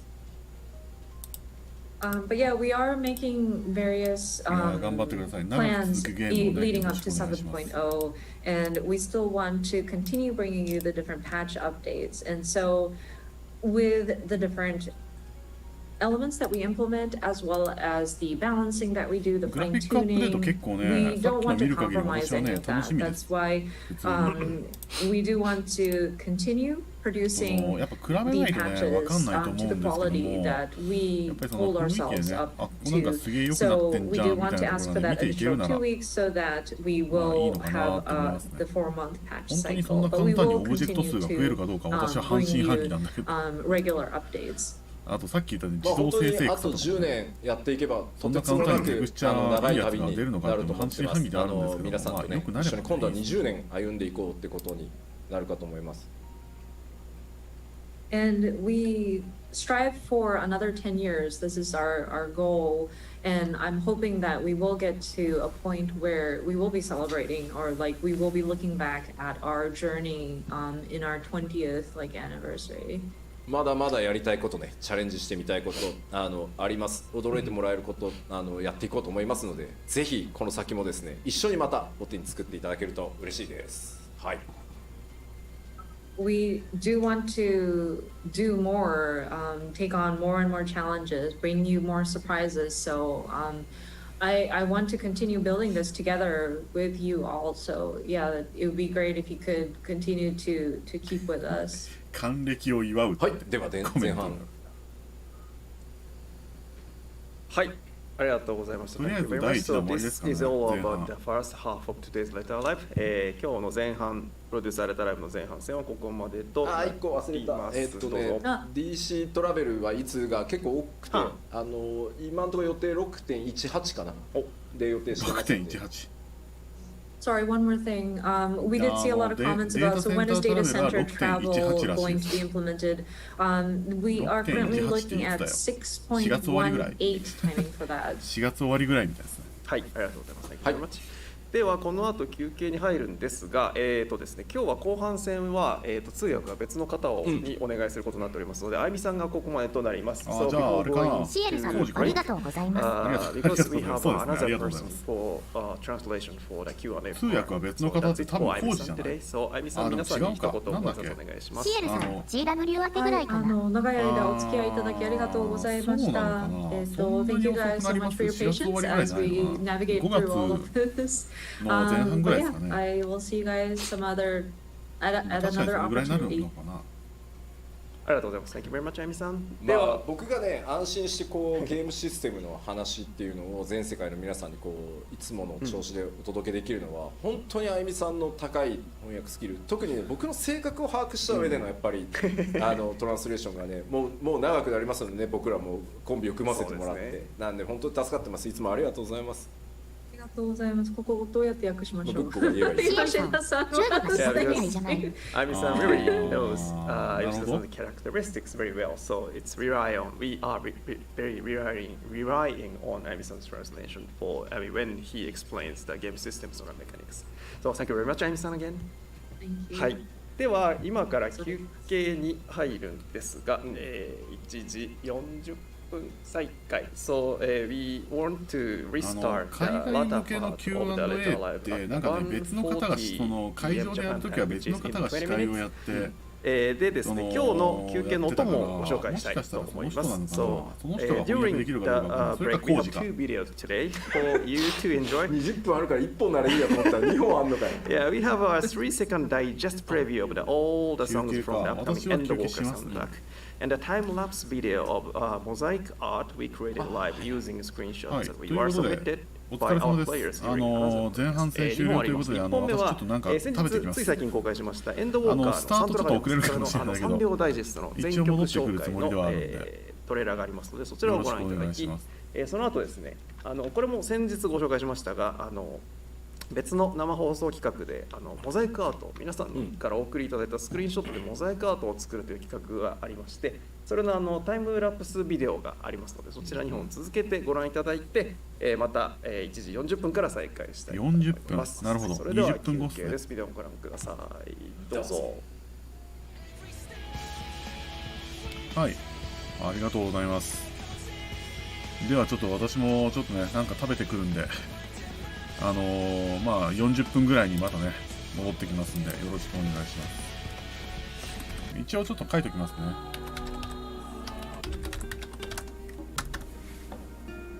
席外します。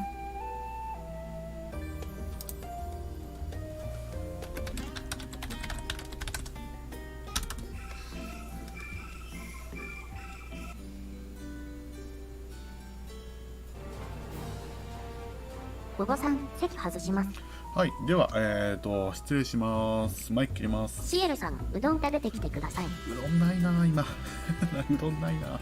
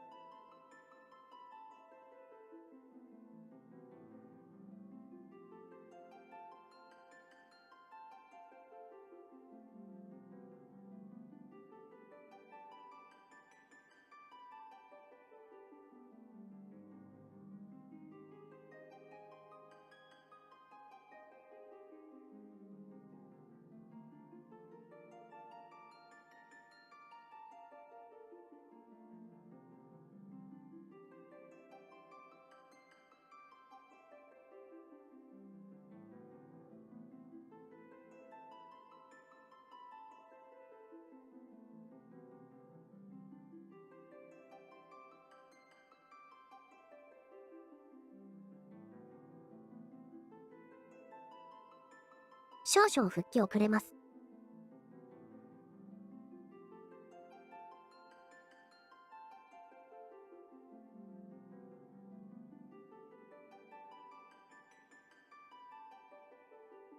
午後3、少々復帰遅れます。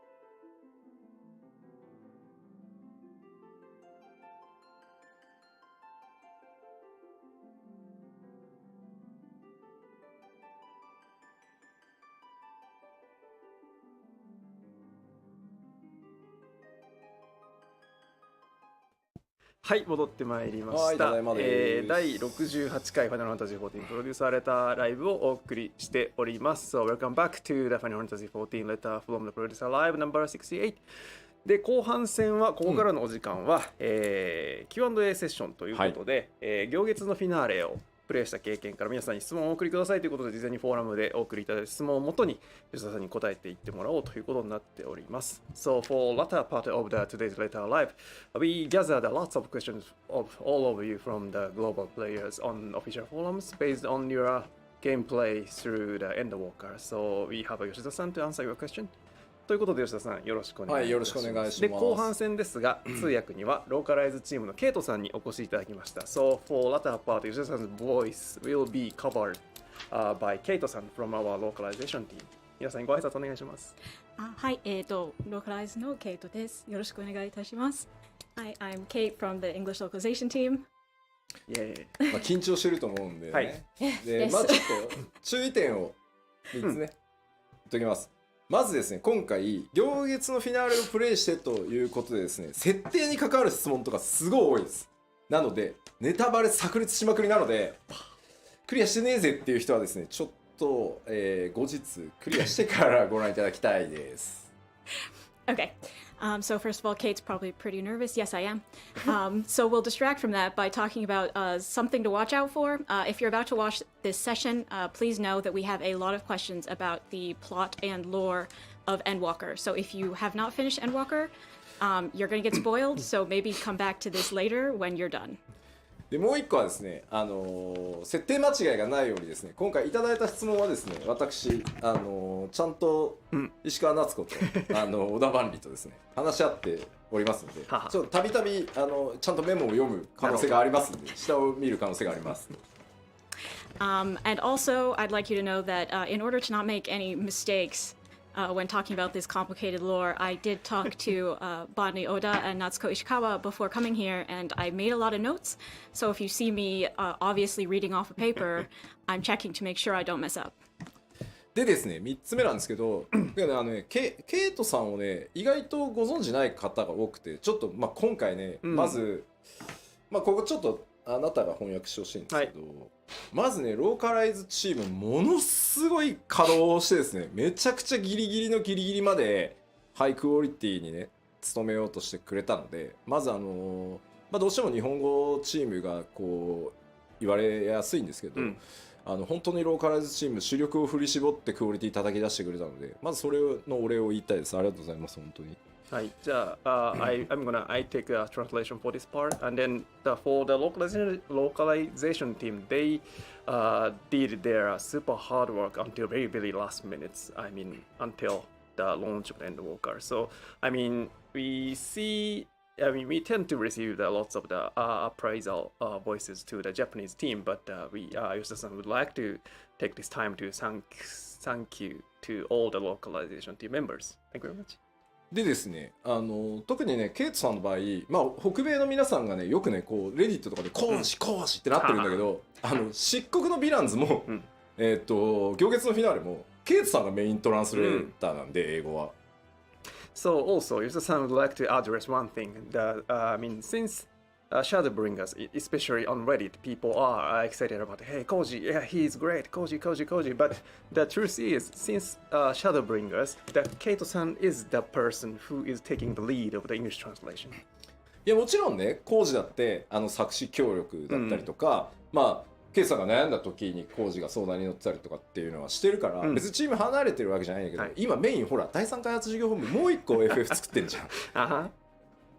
コージはちょっとそっち側もねなんで、はい。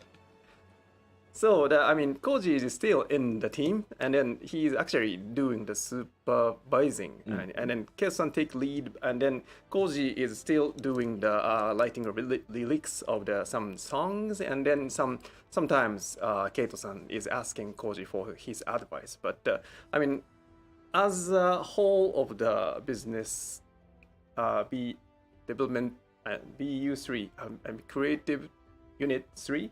I mean, they are working on the other Final Fantasy title, and then Koji is kind of busy for that one. So, I mean, he is still working with us, but I mean, the main portion for him is something else. いやほらね、こういうことを言うと、ほら主力は16かとか言う人いるけど、漆黒行月とクオリティ下がってないでしょ、全然。なんで先に言っちゃうとね、ワーワー言うからあんま言わないようにはしてるんだけど一丸となって第3全体で14も16も作ってますって思っておいてもらえると嬉しいかな。はい。So yeah, why we didn't say this, I mean, beforehand. I mean, when we say this beforehand, I mean, we know some of you are saying, hey, the BU3, I mean, the dev team are working more on 16, and then, I mean, 14 is left over, but that's not the fact. And then entire team are working both on 14 and 16, and then that's the thing. So, and then that both Shadowbringers and the Walker has a super high, I mean, comments and then appraisal. So, I mean, she's actually doing very well. はい。というわけでじゃあ質問パートに入っていきましょう。はい。それでは質問 Q&A の方に行きたいと思います。So let's move to the Q&A. So the first part is.scenario and lore stuff. 最初はシナリオ設定に行きますので、ネタバレの方向でございますのでよろしくお願いします。お願いします。So the first question is システムを説明します。私が英語で質問を言って日本語で質問を言います。その後吉田さんが日本語で回答したものをケイトさんが翻訳してくださいます。So let me quickly explain how it works. I read the question in English and Japanese, and then 吉田さん answers in Japanese, and Keitoさん translate it into English. Yep.Okay, the first question is, I'm wondering what Azim was up to during the final days. Is they hear about what was going on from Lina, and how did they end up parting ways with Emisselk and the future? Will we learn more about Azim in the future? 古代世界を襲った終末の際、アゼムがどのように過ごしたのか気になります。ベーネスから終末のことを聞いていたのか、メドセルクやヒトロダイオスとどう別れたのか、今後アゼムについて語られることはあるのでしょうか。ベーネスからアゼムの座を託された、人がね、古代を襲った終末の際に何をしてたかっていうのは、まず秘密です。秘密そうなんだ。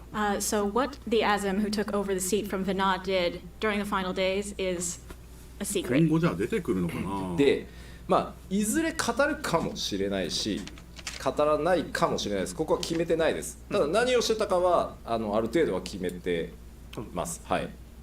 なるほどな。So we do sort of have an idea what they were up to, but we're not sure if we'll have a chance to talk about that in the future.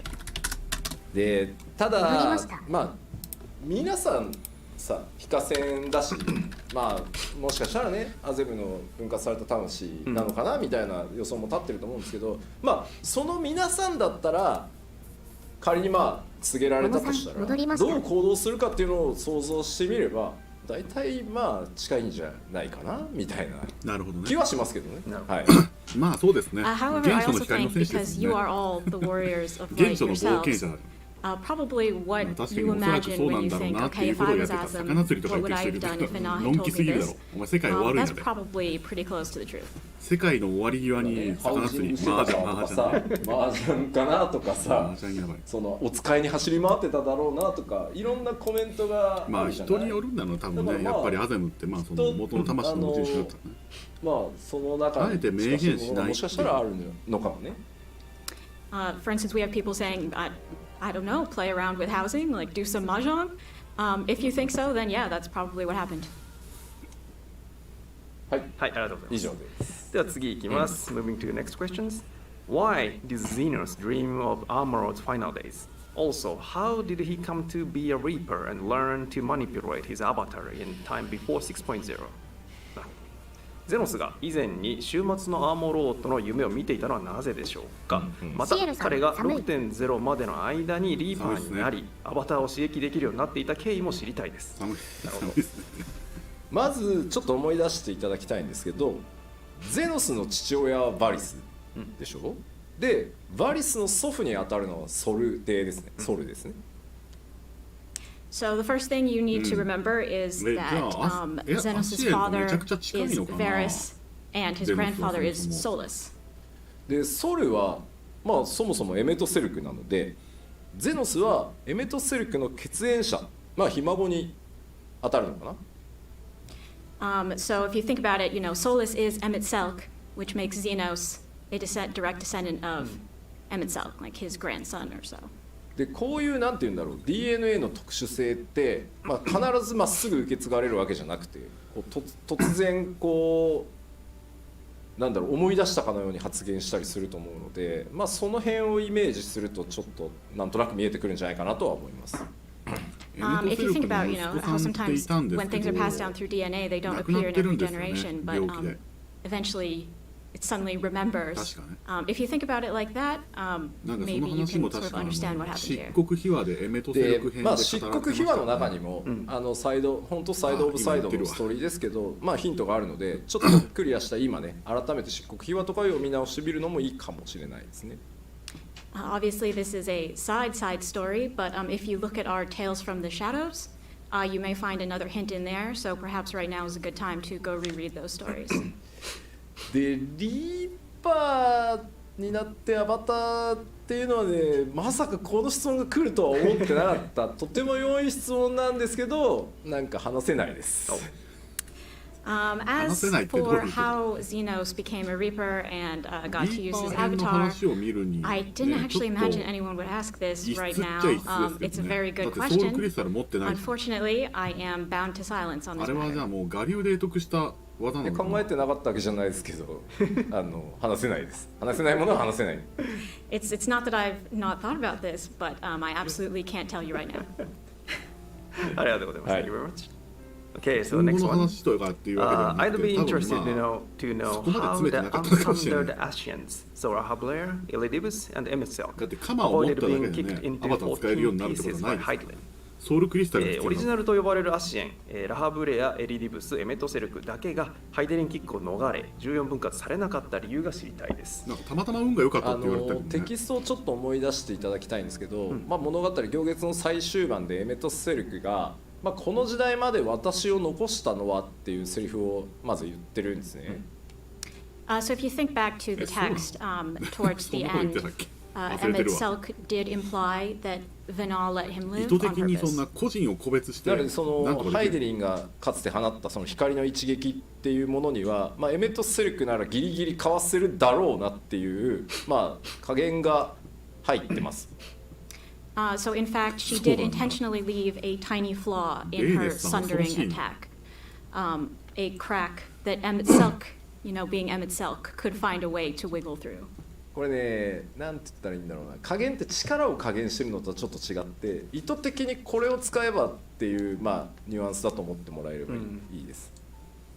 It's sort of like, yes, it was a very powerful attack, but まあエメトセルフも intentionally ね she 古 chose 代人の to 中で do も it なん in か this fashion. かなり、たね、だシナリオ中でも語られている通り、その光の一撃ってハイデリンにとっても本当にギリギリ視力を振り絞っての一撃だったので、加減までしてる余裕はなかったので、なんとか彼ならやってくれるだろうっていう、まあ賭けみたいなものですね。So we said this in the actual game as well, though, which is that, you know, when Heidelin did this attack, it was a very strong attack. It was the limit of her power, so she couldn't really fine-tune it. So, you know, as intentional as this was, when she did her big, massive light attack and sundered the world, she couldn't guarantee that M itself would live. She was kind of making a gamble. で、まあその光の一撃が放たれるときに、エメトセリクは、まあ、その場に居合わせたラハブレアとゾディアークの核から抜け落ちてきていたエレディブスらしきものと協力して一時的に次元の狭間に逃げることで、まあ、それをかわしたっていうことになってます。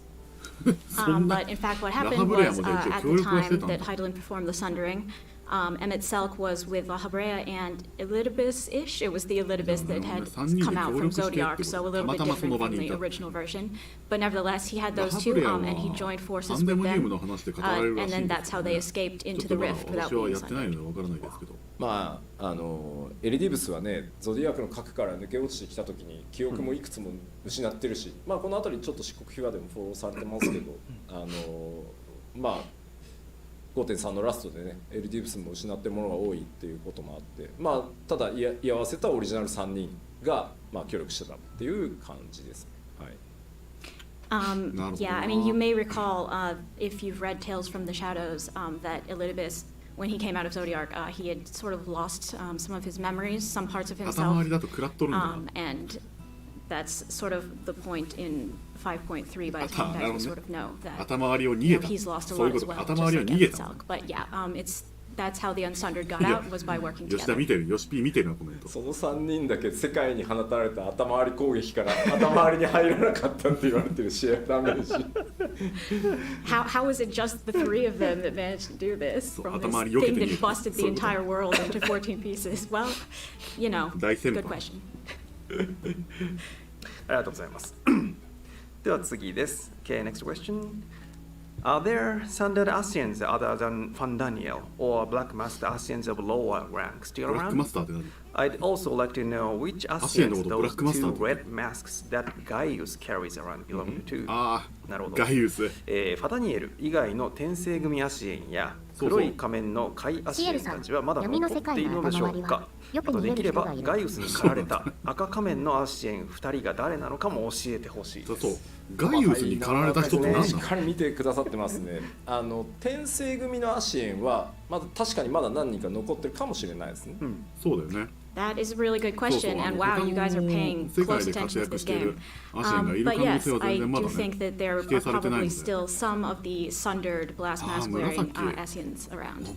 ただその転生組のアシエンが何か残ってたとして、彼らが伝承世界にいるのか、まあ共存世界のどっかに身を潜めてるのかっていうのに関しては、まあちょっとまだわかんないですね。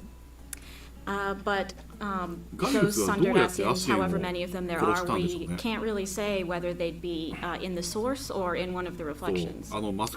ちなみにガイウスが持ってたその仮面はウルテマとデュダルフォンです。何それ？明確に決まってるんだ。 the masks that Gaius carries around, they once belonged to Ultima and Dudalphon. ウルティマは確か聞いた気がするけど。仮面を持っているだけで。まあ果たして本当に倒されているのかどうかっていうところはまだ何とも我々は言ってないので、まあそこら辺はまだ推測しておいてもらえるといいかなと思います。そうだからアシエンってそう However, just because he has the masks, that doesn't necessarily mean that he vanquished them. So you'll have to come up with your own theories as to what has gone on there.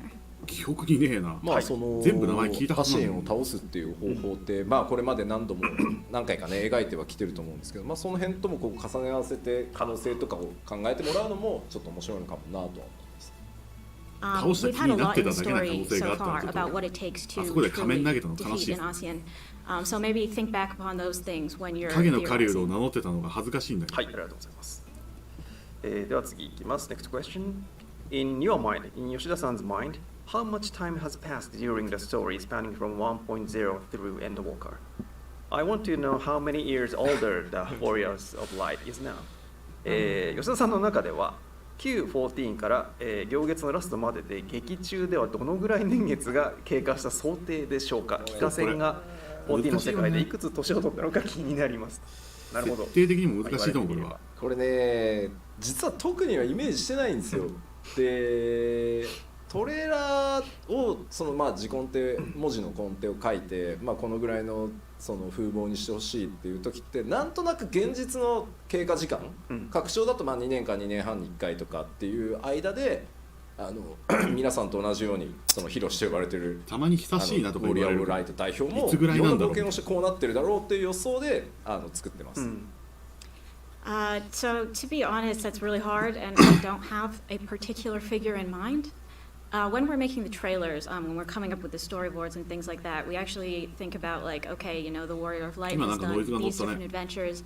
How would they look now? Imagining it with a time frame of 2 or 2.5 years each time, just like in reality, what you all have done. なのでトレーラーとはあんまり作中ねゲームの中を紐付けないで時間経過のイメージをね結びつけないでいただけると嬉しいです。But the trailers are really not reflecting the length of the story itself, so I would appreciate it if you guys could think of them as separate things. で作中での時間その 2.0 から 6.0 までもうなんか数年としか言いようがないあんまりイメージしてないです。でも年単位ではあるんだ。 As far as 数年レベ the ルなんだ。 actual story is concerned, I don't really have an exact figure in mind or an exact imagining of how long it's been since 1.0. もう突っ込み出すとキリがないでしょ。じゃあヤシトラの実年齢は何歳なんだとかさ。Yeah, I mean, because if I go down that rabbit hole, like I will never stop. But how old is Shistola? I don't know. I don't want to think about it. なんであんま深く考えない。ピーリングで感じる。It's better not to think about it and to just feel, vibe. Yes. ありがとうございます。感じて、考えて。Hear, feel, think, perhaps. Thank you very much.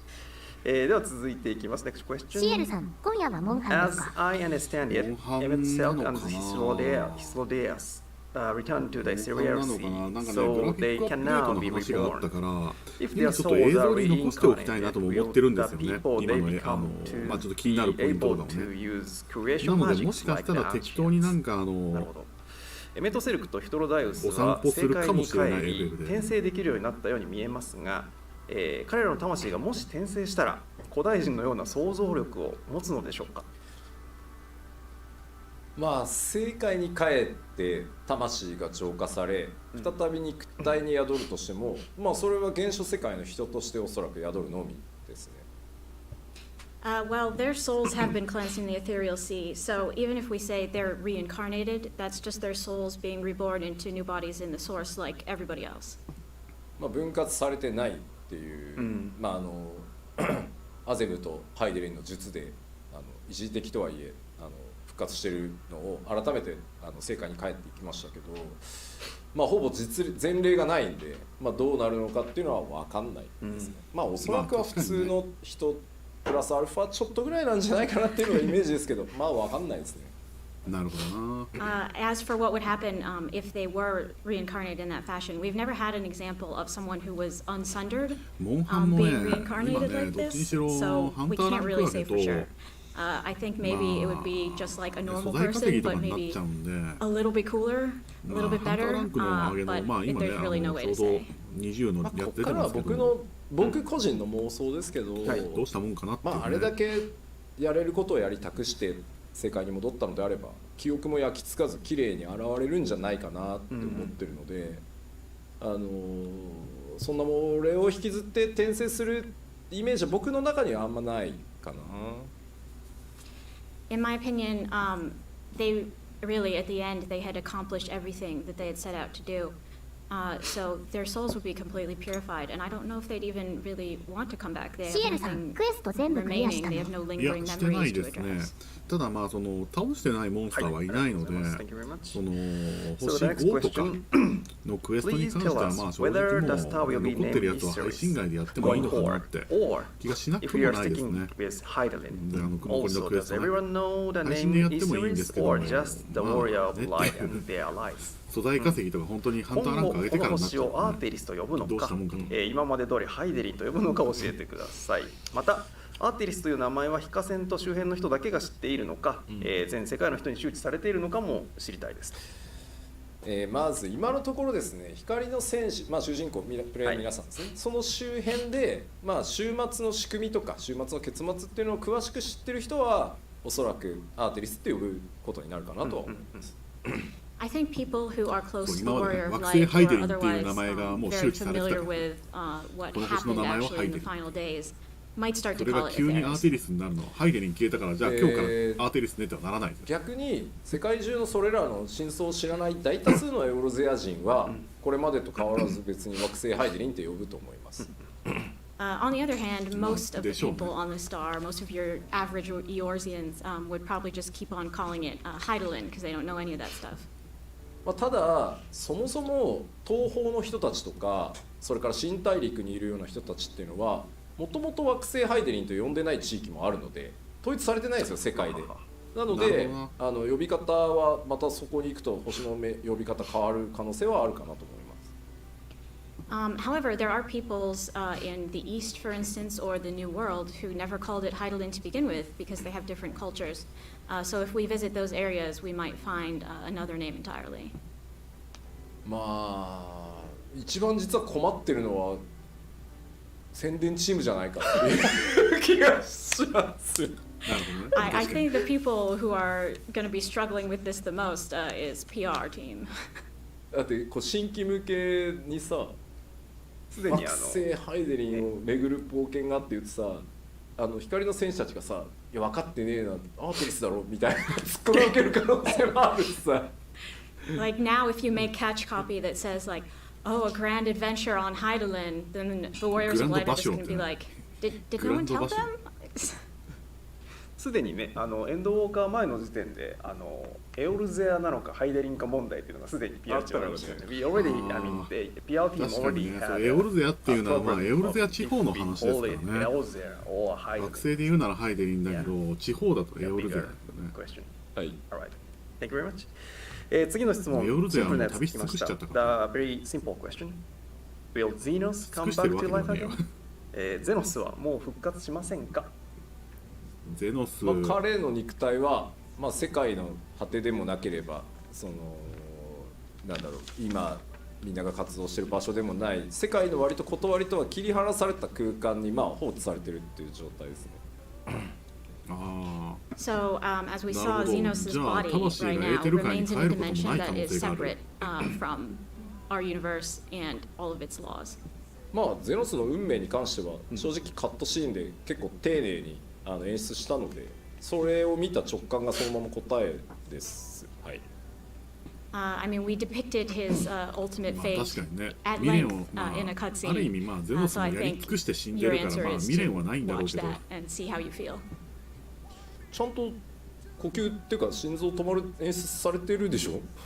I mean, we did show him stop その後に breathing その and 正 his 解 heart に stopped 帰るかどう beating, かの right? 問題だと思うんだよね。はい、おそらくありがとうございます。Thank you very much. 帰らない可能性があではるってことだよね。次の質問です。魂 Next question. If you look at the source and its reflections today, they are inhabited by various races such as Mikote, Aura, Lalafels, and the like. However, all the ancients seem to be of a hero-like race. Is there a lore regarding how mankind came to have such varied appearances? なるほど。現在の現象世界、共造世界にはミコッテ、アウラ、ララフェルなどさまざまな外見の人がいますが、古代世界にはヒューラン風の人しか存在していないように見えます。今のようにいろんな外見の人が現れた理由について設定があれば教えてください。難しいね。質問が頭に入ってこなくてコメントでさごめんね、本当にいやゼノスがさ友よ無人島で待っていたじゃんっていうのを見ちゃってさ期 it's really distracting because I'm looking at the comments and everyone is writing like Xeno stuff like my なん enemy, だろう、my friend. 草買ってくれるのかな。 Welcome to Island. 無人島だっつってんだろ。無人島に先住民がいましたみたいな。 Look, just leave us 鎌持っ alone. てる、 Okay. 一緒に草刈りをしよう。質問はですね、種族がはい、生まれた古代人は全部ヒはいはいューランっぽいんだけども、いろんな種族、外見の人がいるけども、なんか設定あるんですかっていう。 But races, yes. 世界が分かたれた時に、まあ、人っていうのが全ての生物が不完全なまず存在になりました。Okay, so when the world was sundered, all livings became so-called incomplete. でも不完全だからこそ長所と短所っていうのがより強くこう現れていくことになります。But it's that very incompleteness that allowed them to develop strengths and weaknesses, and that over time sort of compounded into racial traits. その長所と短所っていうのが、まあ、長い世代をこう経ていくうちに種族との外見だったり特徴だったりっていうふうに、それにこう現れてきたっていうふうに僕らは解釈しています。It's 1 sort of 万年 things と like, 2000 you 年と know, プラス3000年くらいの so if 間 you に have あん something なに that's 外 a 見 little が bit 変わってし less ま or った a んで little す bit ね。 more, over time it will increase, be stronger, and in certain tribes will compound into distinctive featers. まあここは世界設定側からのコメントだったりするから、ちゃんと設定なんですよ。なんで耳が伸びたのって書いてあって多分もともとすごい聞こえてたのに聞こえなくなって一生懸命聞こうとしたんだろうね、多分その人は。耳が伸びて。Look, I don't know the official lore for this, but people are asking things like, okay, but why are the Mikote's ears so big? And I think, you know, maybe they couldn't hear that well, and they tried super hard to hear, and maybe that is what led to them eventually developing those big ears. もうララフェルはじゃあなぜ縮んだって多分圧を強くしたかったんだろうね。どういう So 圧を why 強 are く the する。 Lalafels so tiny? I don't know. 確かに Maybe 圧 they が were 強 under す a ぎ lot る of って。 pressure. Maybe they were really intense. はい、ありがとうございます。はいあれ Thank ね you very much. では次の質問です。Next question. ヒュトロダイウスとエメトセレクト、エルピスで会うときにララフェルだとすごい Treasure 面白いみたい islands ですね。 and fabled golden cities まだ mentioned 小さくないって言われる by らしい、大きく話した haunted の。 by my daydreams. Can we expect 頭の大きさから考 to be えてこ able のぐらいだ to っていう loot them someday? エメット・セルクが言っていた壮大な伏線、王城海に、潜む海底遺跡、気泡の島、ネタバレねまばゆき黄金鏡などが気になって仕方なく夜しか寝られません。これらの回収は期待してもいいのでしょうか？サムデイ行くこともあるんやろ。まあこれまで「ファイナルファンタジー14」って、まあ、僕が引き継ぐ前 Q14 っていうのがあって、まあ、いろんな地名っていうのが出てました。Someday, you say? Yes. Well, I mean, as you know, we've had a lot of different place names crop up in 14 in the past. まあ、イシュガルドの門も開いたし、アラミゴにも行ったし、あなたは東方にも行き、オールドシャーレアンへ、まあ、到達してね、サベネアにも今回行ったので。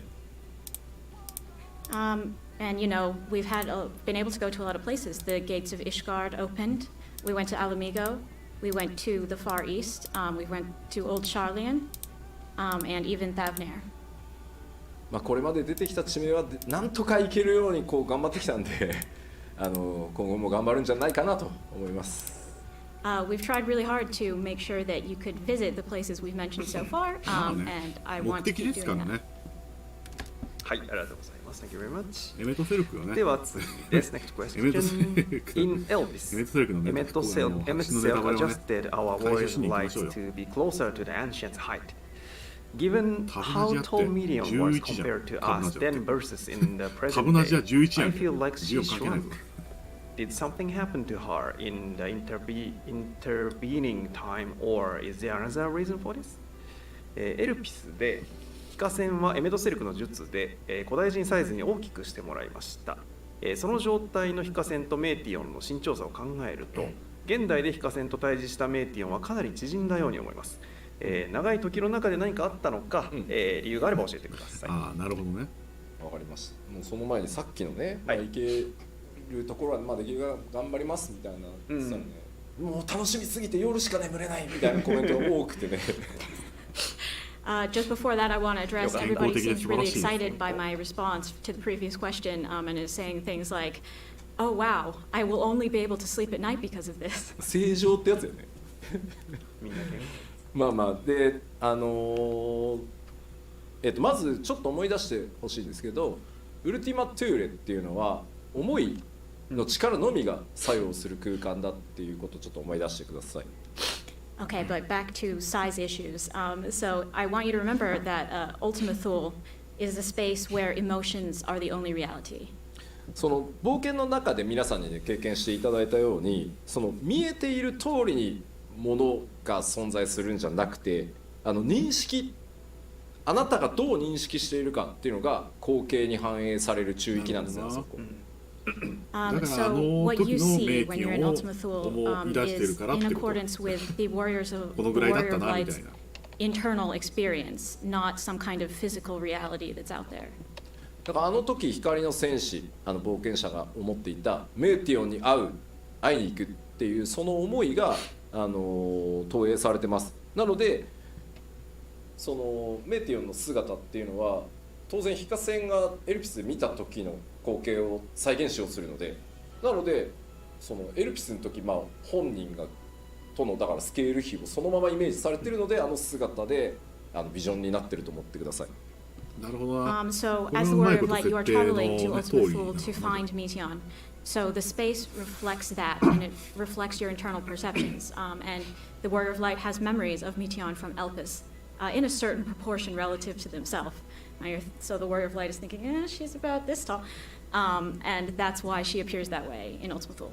だからこれはそのウルティマトゥーレに現れたエメトセルクやヒトロダイエスも同じで、そのあくまで中域はデュナミス、思いの力がビジョンを取るので、やっぱり相対的に光の戦士である自分から見た時のスケールで、再現されてるって思ってもらえれば良いかと思います。So, and the same kind of goes for Emet-Selch and Hythlodaeus when we call upon them. Ultima Thule is a place controlled by dynamis and emotions. So really it is your internal conception of these people that determines how they appear.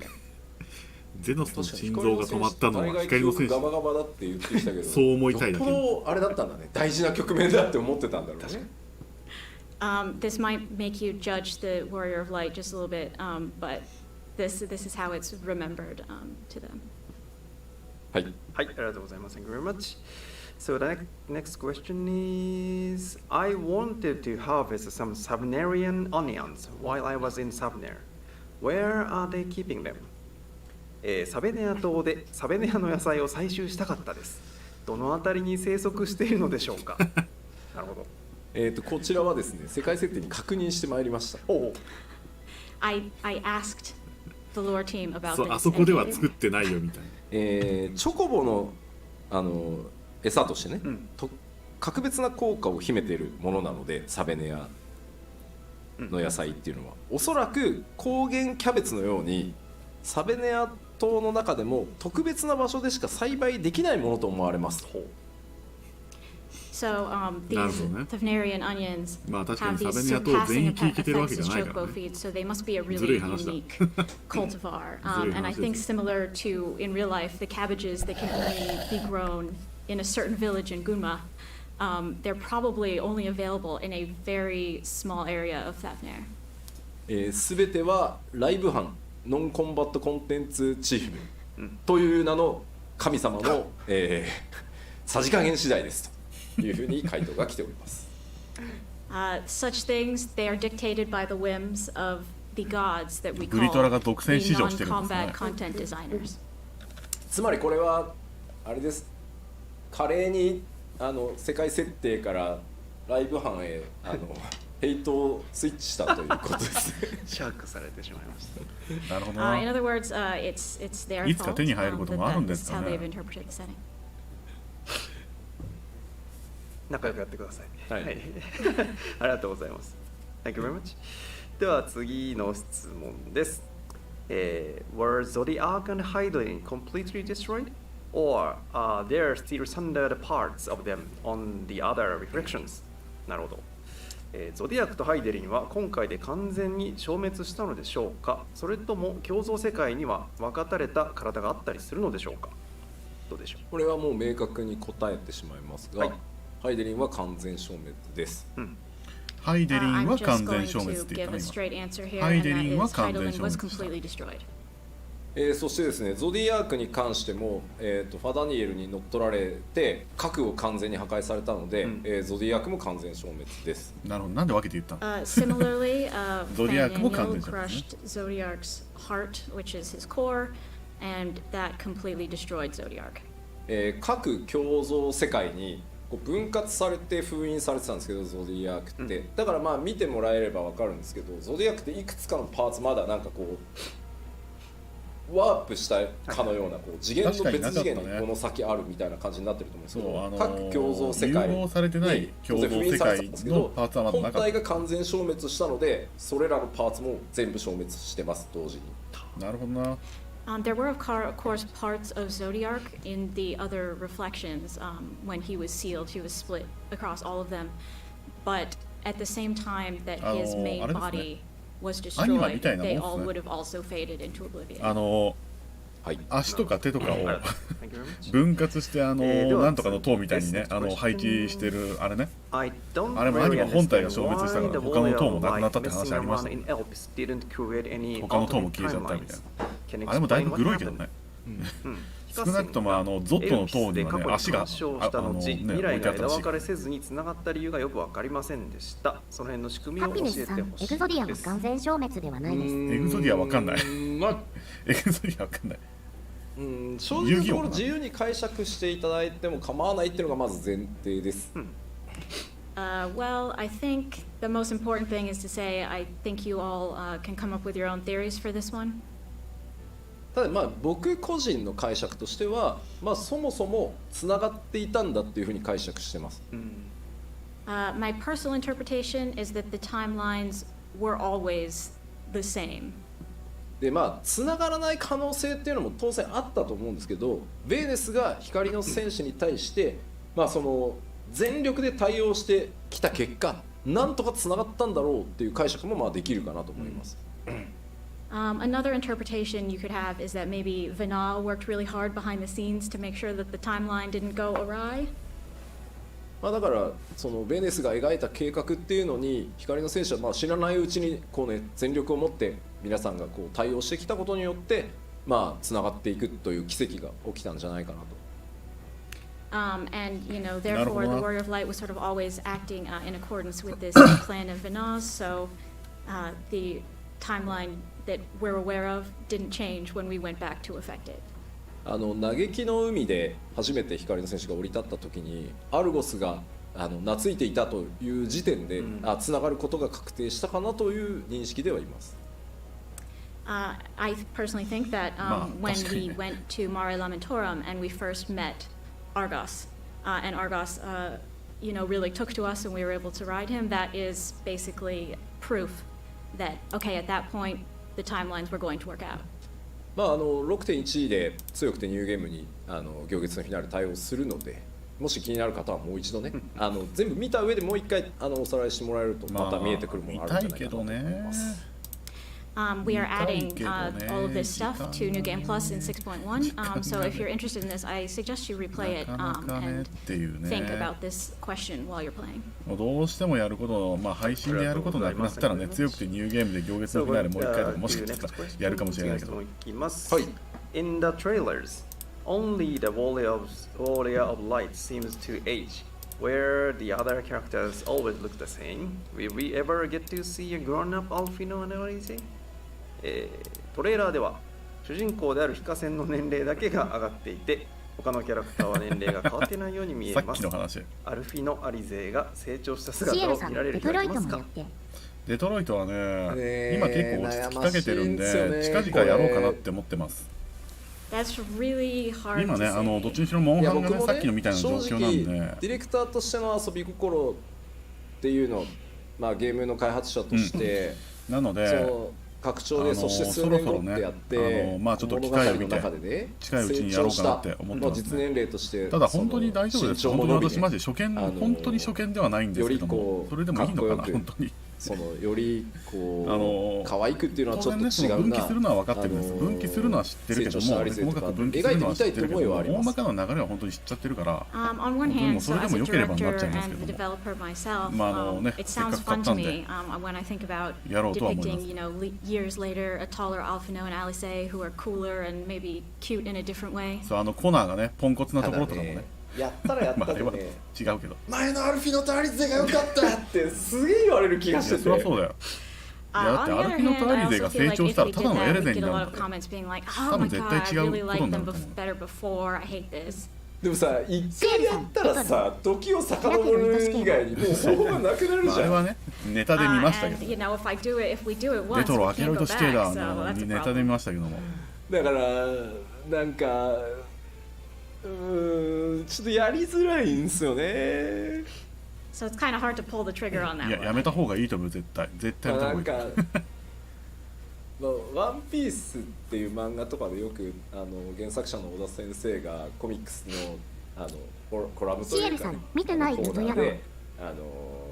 読者の皆さんに何歳になった頃のゾロを見たいですとか言って見てない書かれてるとかあんな感じ見てないルートでが選べるんですかね、もし年を取ったとしたらみたいなのをアートとしてちょっと作ってみるとかはありかもしれないけど。Sometimes you'll まあ see 意図 with 的に選べ manga るん like だっ One たんですけ Piece, ど、まあ一応とりあえ the ずは author, まあその Oda 思い通 sensei, り he に will have 進んでみて a どうなる corner のか where っ he ていうところ answers ですよ readers' ね。 questions, and they might say like, 一番 oh, I 最 want 初 to の know ステ what ージ Zoro would 難 look しいみ like たい at なや such つ and が such age, and he'll draw that for them. 女の子を人 So if 質 it's に sort 取 of っ like てるア a ンドロイドの what 話 if ね。 scenario, we あ might そ be ことか able ね、 to なんか give 普 you 通に something in that ちゃん vein. とやろうと思ったら難しいらしいんで、多分私は死にますけど、マルチエンディングです。そうそう、マルチエンディング、まあ確かにね。何年か飛ばして成長した2人私が見たルートって確かね、やらんでいいよっていう声結構多い。まあエンディング I'm getting a は lot of 多分 comments that are like, it's really fine, like no エ matter ン how ディ many ングは years 1個だけ pass, ど、 it's それ fine if に you 至 just る leave そ them の as 場面 is. はまあまあそこそこ見てます。あくまでそこそこです。全部見てるわけじゃないです。すごい do it っていうコメントがすごい見ますね。Yeah, we see lots of comment to 学園 draw special artwork. 学園おるぜ。 I see lots of do it. まあなのでまあじゃあ近いうちからねデトロイトも見たいですね。まだちょっとねインストールしてないんで。キーコンフィグとかね、画面の取り込みのあれとかもちょっとやらないといけない。本当ですね。怖いね。変なことになる。We really have to be 近いうちに careful じゃ about the heights then. I'm kind of それ freaked でよけ out. れば、それでよければ。はい、ありがとうございます。次の質問いきます。Moving to next question. Bernard said that not even her soul would remain. But what does that mean? I'm very fond of her character and would like to see her エンデ again. ィングはね、確かにね、1個しか見てないですよ。ベーネスはでもなんかすごい良さそうなエンディングだだろうと言っていましたが、魂が残る残らないの違いは何でしょうか、好きなキャラなのでどこかでまた見たいシエルさん気もして、おり僕もます。初見プレイじゃなかったけど見てない。ルー魂ト見るか。というもあ、そうのなんだ。もエーテルではあるので、なるほどね。まあ結構じゃあ違うんまさしくですかね。本当に全ての魂のを構成するエーテルすら全て使い切ったっていうのが答えです。The answer is that souls are also made of ether, and she used up シエルさん、 so much 普通の ether やっていれ that ばみんな見れる。 also あ all ら of her soul ああ、 was 普通 gone. なるほどね。普通やってれば。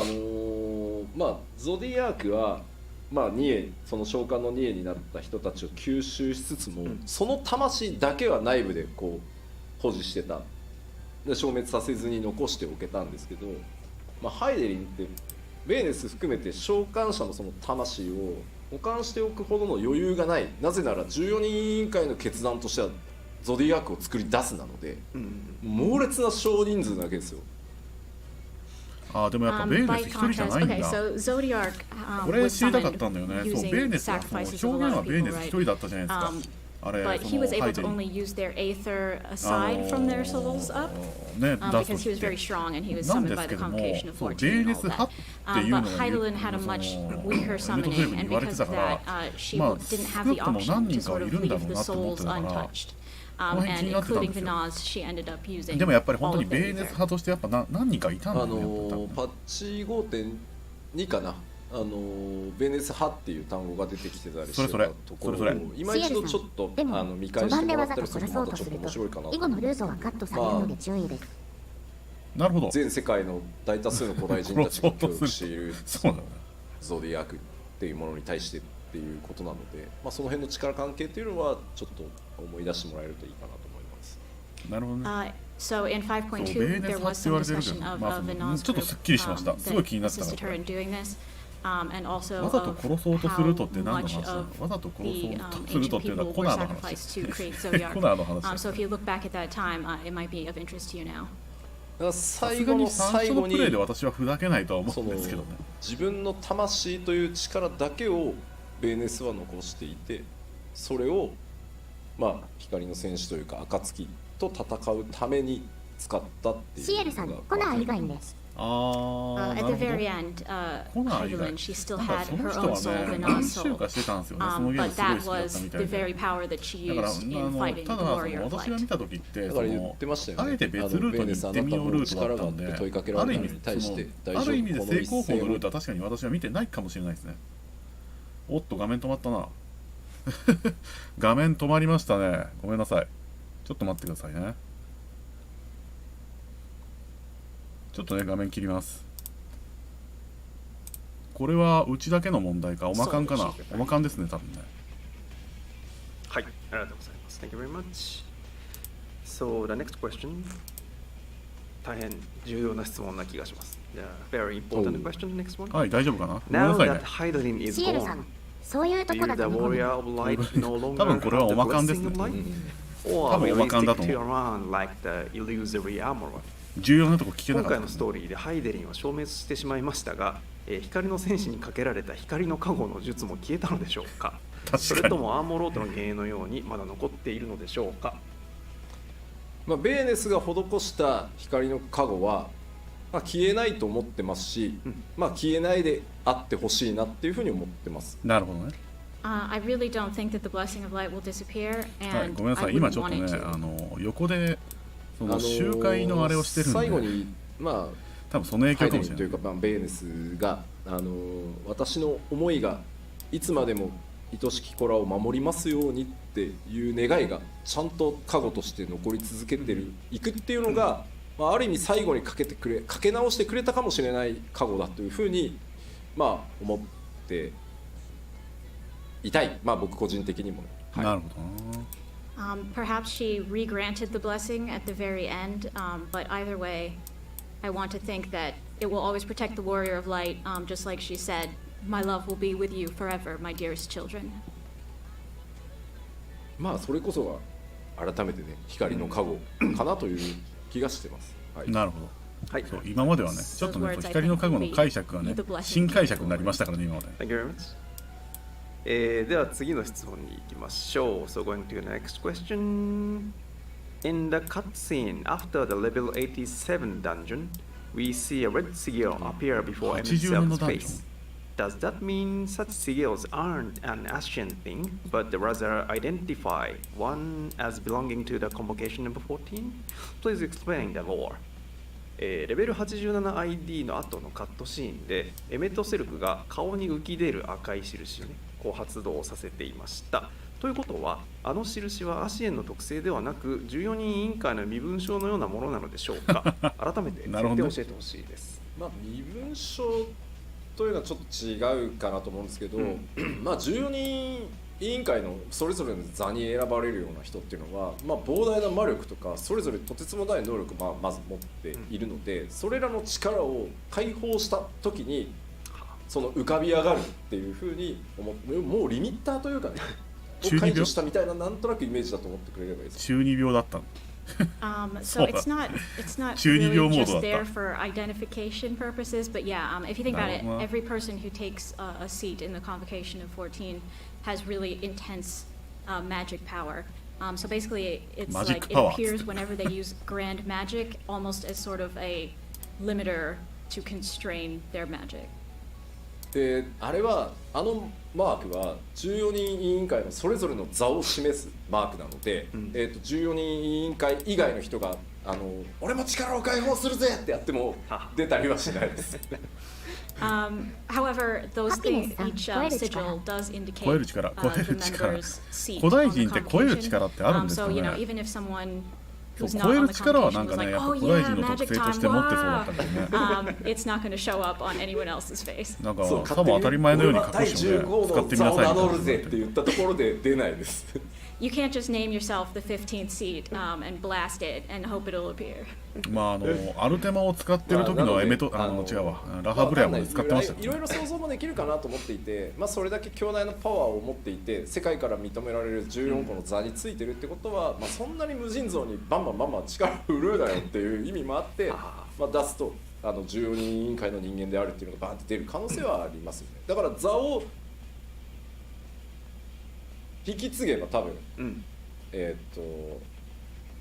ェーネスには出ないですね。多分座を渡してるんで。はい。なるほどね。I think it's also probably connected to sort of the convocation's responsibility. These are people who have been acknowledged by society as having this grand power and taking up these seats. So you don't want people just randomly wandering around blasting magic without knowing who it is and for what purpose. So it sort of indicates that they've been chosen for this role and keeps them in line. And for that reason, I also think that when you leave the seat, for instance, when Vana gave up her seat, she would have also given up the sigil, so it would no longer appear on her. 吉田の座はって聞かれて吉田の座はね継ぎたい者が誰もいなくてちょっと寂しいんですよ。So people are talking about the seat of Yoshida, but it just kind of makes me sad because I think there's nobody who could take up the seat if I gave it up. しかも紋章も出ないからね。Also, I don't have a cool symbol on my face. 6人でその均衡になってる人たちがいるんですよ。その33の均衡になってる人たちがいるんですけども、その0番目がいるとかって言い始めて均衡を保ててないじゃんみたいな話があってね、すごいそのねお話がとっちらかってたけど、そんなことには多分なるのかなと思ったんですね。紋章技紋章はジャラか、物語を一旦完結させるにあたり、回収が難しかった伏線、こっそりなかったことにされた設定やなかったことにしたい設定はありましたか？今ピコーンってますね。でも画面には入ってない、大丈夫かな。世界設定チーム小田さんからいただいてきました。This is also one that I had to ask the lore team specifically. ごめんなさい、知り合いの配信者の方が配信始めたらしい。初期設定とか裏設定と呼ばれるものはその時点での想定でしかなく、物語を書き進めるうちにより詳細化されるものもあれば消えてゆくものもあります。なるほどね。The initial setting and background lore are only plans that we draw from. So it's not unusual for the details to change or disappear. 闇のマザークリスタルとか結局どこ行ったんだろうなって。黒成績サビクとは、それはね行月のフィナーレに限らず Q14 から新生への、移行過程でも同じで、Q14 やってた方はご存知かもしれないですけど、回収しきれなかったという意味では相棒という存在を回収しきれなかったです。悲しいな。94にはね、相棒ってその今でいうバディみたいな、今チョコボがねバディですけども、94には NPC の相棒っていうのがいたんですよ、そもそも。存在としていたんですけども、それがなくなったままなくなりましたからね。知らない人で説明するとね、相棒っていうキャラクターがねいたんですよ。で何者かよくわかんないんですよね。確かにね。We had this very temporary partner though, and so we didn't really know who exactly it would be or anything, and so we kind of just ignored it when we went on. だからあれは共存世界の自分が来てたんだとかね、いろいろなんかこじつけようかなとも思ったんですけど、もうどうにもならないんだっていう。なるほどね。When you're making this world, you're sort of just like, I don't know 当 what 時 to do, and you'll は just sort of sometimes ignore things. FF14、Q14 は実はバトルクラスじゃなくてもお話が進められるっていう関係で、時々ありますよ。相棒がバトルになってたりはしています。使えないからもうそのままにしておこうっていうのもあるけど、大部分は綺麗にいけたと思う。黒曜石サビクなんかはまだいけるかなとは思ってたりするから。いけるんだそれ。サビクいけんの。So yeah, there are some things where you'll just be like, we'll just ignore that going forward. But in 黒成 most 績サ cases, ビ we クじゃ do なかったっ try け？ to 黒曜石 wrap だっ up たっけ？ things, and maybe if there are things we haven't addressed yet, we can wrap them up. なんか黒成績って言ってたような記憶あったけど。それでは続いてですが、next question. Will we have a chance to learn the identities of the full convocation for 14? 今後14人委員会の構成員について全員の、真の名前を知る機会はありますか？真の名前か。座の名前じゃなくて。黒成績、黒曜石ってさめっちゃ突っ込まれてる。あ、黒成績ですね。はいはいで14人以下のその座とともにあるその真の名マナに関してはすでに決まってはいます。はい。なるほどね。So yes, エ we メトセル have クがね、ハーデスみ decided たいな。 the true names and identities of every convocation member. まあそれらを皆さんが知る機会があるかどうかは今後の展開次第ですねって悪い顔をして終わっておきます。Whether we tell you that in the future sort of depends on パ how ラニ the エルの plot ヘルメス、 develops. そうエメトセルクのハーデス。そうね。 Sorry to tease you. スマイル。ラハブレアはゼウスでしょってコメントあるけど、そうなの？あいつゼウスでは続いていきましょう。次の質問です。Going to next question. Benar had good intentions and her plan worked out in the end. But as a result, the world was sundered and most of the ancients suffered for it. Was sundering the star really the only way to save it? ベーネスは善意の上で行動して結果的に良い方向にはなりましたが、その経過では世界を分断し多くの古代人を不幸にはしました、今回の結果を導くためには世界を分断するのは必須だったのでしょうか、難しい話だな。まあシナリオ系とかはなっちゃんとも話をしてこうテキストをまとめているんですけど、その回答をね、まあ少なくともベーネスってヤシトラがまあ推測したようにエーテルが強すぎる古代人ではデュナミスにそもそも干渉することができない。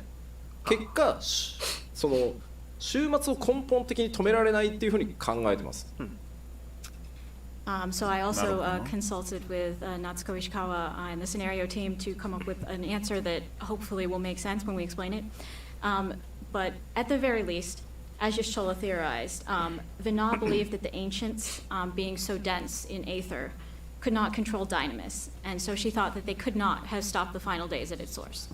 じゃあ別にそのゾディアークで、まあ、根本的に解決できなかったとしても天の断り、まあ、つまり天脈を強化して、まあ、絶望ビームを弾き返してるんだからそのままなんとかやってきゃいいじゃん、としたとしてもいずれ今の古代人たちの考え方では、まあ、大敗的な末路をたどってしまうだろうっていうのもそのまあヘルメスの言動とかを見てても自分自身気づかされるところがあったんだろうなというふうに思ってます。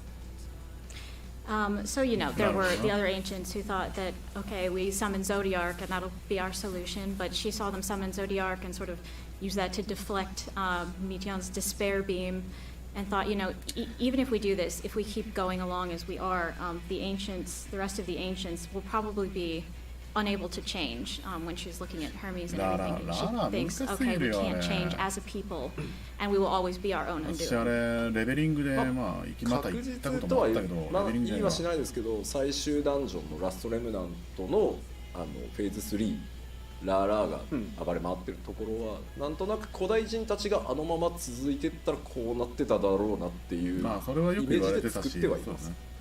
ラストレムナント。 If you look at いや the ラストレムナン dungeon, トそう the だ dead よ。 ends, ラストレムナント at the そうだよ。 very end, there's a boss called Lala. 私は当時からすごい。 That is sort of Lala. our vision Lala っていうのは for what probably would have happened to the ancients if 90 they ID の just ラスボスですね continued Lala. as they were. だからそのた90め RD のラスボにスあいつ世界を難しすぎる分割しマジでて人が持つエーテルをとにかく薄くしていずれデュナミ DPS スってで言ったらいうものをもう私ま使いこなしなんか人が終末そのものと死んだか分からないぐらい死んでます戦えるようにしたマジでっていうのが難しすぎる。ベネスの考えです。跳躍 So って for いう that 技があ reason, っ she てか chose なり to 広範 sunder 囲 the に star to dilute まあ mankind's 2 回 ether, 当たる so とアウ that トの someday ね they might 範 be 囲があ able るん to で use すけども Dynamis あれが and 避け to らんない fight のが back 分かっても against despair and the final days at the ど source. うしてもあれが避けらんなくてねもう本人も言ってま DPS したけどでしたらもうこれは善悪で語られているシエルさん、フわけでァイナルフはなくァンタジー14をその始めたてだった行いがの果たあして正しりませんでしかったたのかどうかっていう苦悩はベーネスが全部終わってるはずですよねみたいになっちゃうけど背負っているっていう感じですね。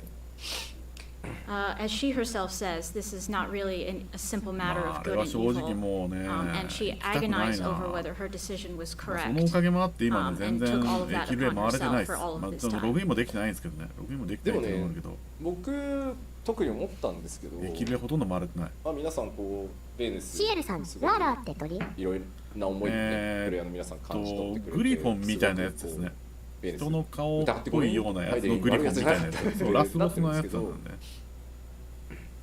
鳥っぽいやつ羽はありますね確かに。I think everybody has a lot of different feelings about Vina, and we wanted to communicate that Hyland's not a bad guy, but こんなね世界を分割して人を14に分けてシエルさん、あれそんなに難しいですか？あれはね、そう私さっき言った跳躍っていう攻撃は避けられないんですよ。歌物タンクだったら一発は大丈夫なんですけども DPS だったら一発踏んだらもうねやっぱり彼女も古代人なんだなって思うんでですよ。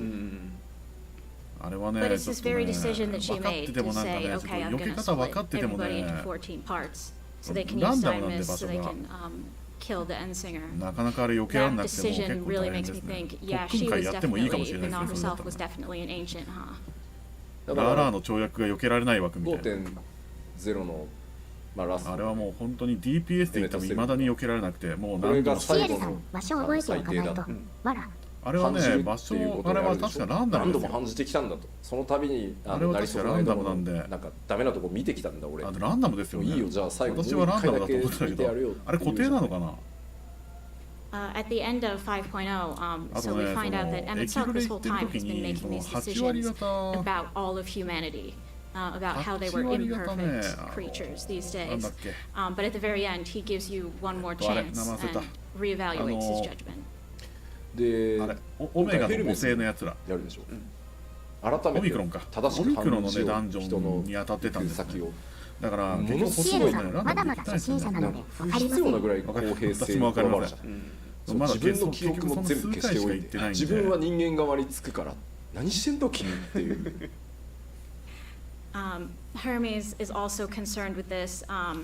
そうまだ数回しか行けてないので、そういうのもありますね。何度か行けばなんとかなると思うんですけども、一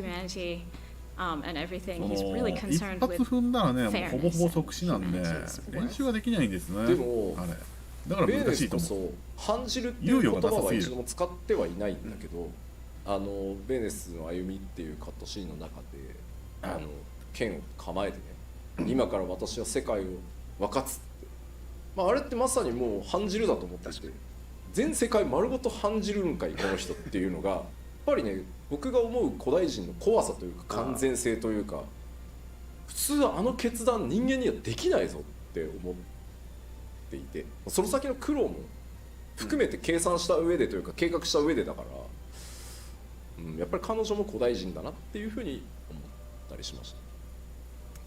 Vina herself never talks about herself in this lofty way that she's making a judgment on all of mankind. But when we see her in that cutscene holding the sword and saying, henceforth he shall walk and sundering the world, that really is a very ancient moment. Like that shows you how different the wholeness of the ancients were, because normally we wouldn't be able to make such a decision for all of mankind. So when I see that, I really think, yeah, Vina was one of them. だからエメットセルクね、人気は高いけど、そもそも私が判じてやろうって、アルフィノに言わせればなぜお前にそんなもん判じられなきゃいけないんだっていう話だし、ベネスに至ってもそうよね。だから、その辺を意識してまた物語全体見るとちょっと違ったというか、もう一段その古代人っていうのがどういう人たちなのか、それがいろんなテキストにまぶされているので、今回サブクエストも含めてだけど、その辺見てもらえるとまたちょっと面白くなるかなとは思います。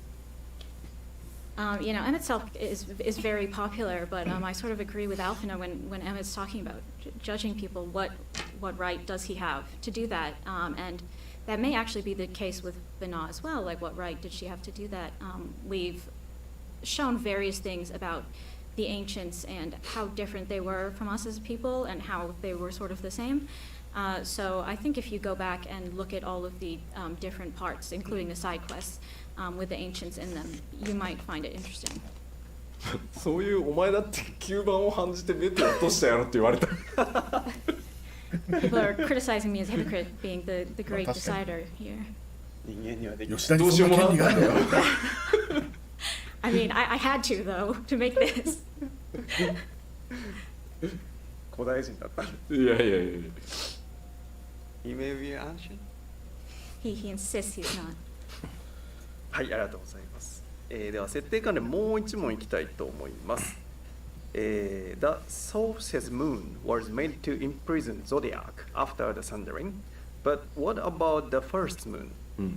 Was Aestheris the only thing divided among parallel dimensions, or did the sundering affect the surrounding part of outer space too? 現象世界から見えている月は世界が分かたれた後にゾディアークを封印するために生まれたと思うのですが、第一世界から見えている月は一体何なのでしょうか。アーティリスだけが多次元に割れていて惑星外宇宙には影響なかったのでしょうか。おもろ。まず共造世界にある月にも意味はあります。First of all, I want to tell you that the reflections moons have their own significance. ありますなんですが、今はお話できません。なんか設定に絡む話なの？ I can't tell you what it is. 今後の設定。まあハイデリンキック光の一撃で、ゾディアークごと世界が分割されて、その後ミソロジー・オブ・エオルゼアの話に絡んでくるんですかね。現象世界でそうしたのと同じように分断されたゾディアークの一部を封じるために月が作られてます。月が生じてるって言った方がいいかな。なるほどね。So after the sundering, after the star was sundered and Zodiac was imprisoned in the moon that we know, moons were created, or you could probably say appeared in all the other reflections with pieces of Zodiac in them as well. なのでこの辺りは破綻のないようにきちんと作ってはあるので、それが何なのかはまだ話せないんですけど、意味はちゃんとあります。はい。We're going to show this properly later, so I can't 第一 give 世 you 界にも spoilers レポリッ now, トいいの but か、 yes, there is 確かに some 監視者としてはいるかもしれないね。はい、ありがとうございます。Thank you very much. それではですね、ここからはですね、シナリオとか設定以外の動画関連の質問に行きたいと思います。So from this point, the questions are not related to scenario or the lore stuff. So the question is, during the development process, what part of Endwalker were you a perfectionist about? 行列のフィナーレの制作の中で吉田さんが最もこだわった部分をお聞かせください。すごい海外インタビューみたい。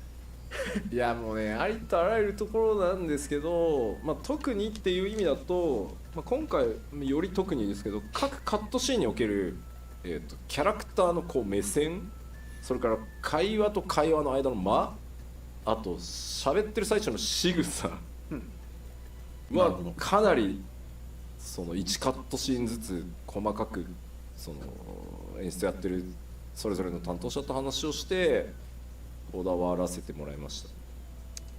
So if we're saying the things, okay, that I am the very most particular about, this time I would say in every single cutscene I was concerned with the direction the characters were looking, and also the time between dialogues and conversations.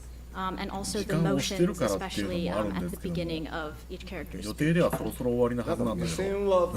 目線と間って僕特に大事だと思っていて、やっぱり演出する上でその目線って顎を向けることが目線なのではなくて、やっぱり目から先に動く、で首を振らなくても目って感情が出るので、そこをねやっぱりとがきにその視線を送るってあったとしても首が動いて顎ごと動くのか目だけが眼球だけが動くのか全然違うんで、そこはかなりやりました。 Personally, I think the direction of the gaze and how your gaze works is really important.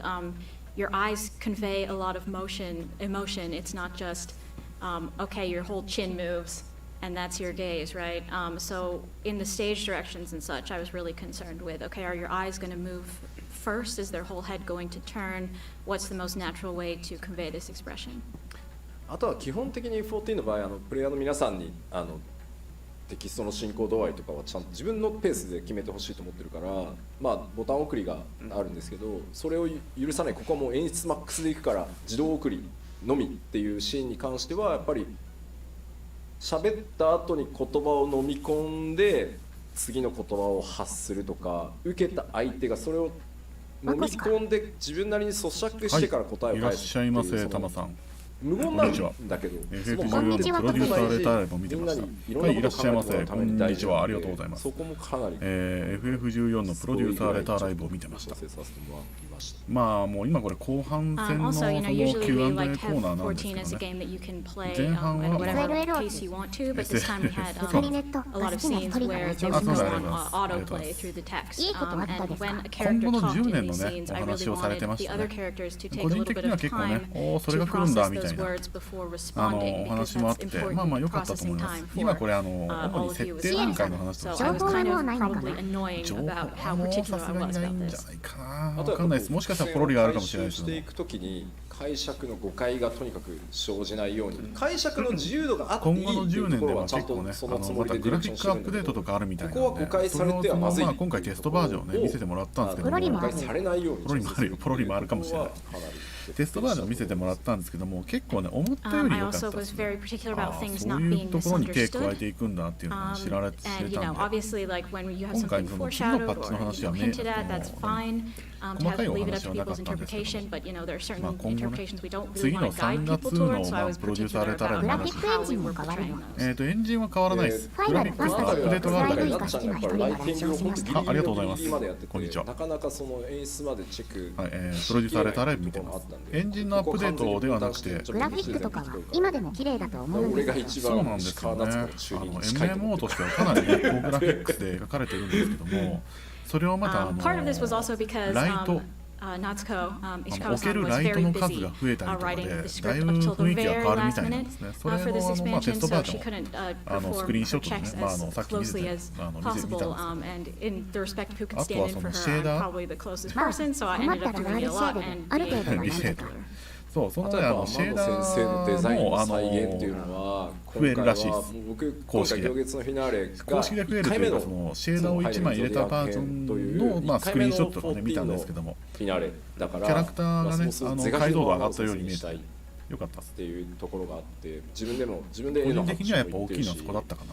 だからこそ天野先生の絵を知る自分大ファンなんで、やっぱ僕がディレクションしたタイトルで天野先生の絵をまあ今のその14の技術にはなるけど、もうちょっとヒットストップという極限まで再現したいって思ったので、確かにね、オフラインゲームだったらね、確かにあるんですけど、オンラインゲームですからね。オンラインゲームでそのヒットストップがあったらなかなか難しいですよね。ヒットストップのよくモンスターハンターで言われていることなんですけど、僕はね多分変わらないと思う。もうちょっと頑張ってほしいわ。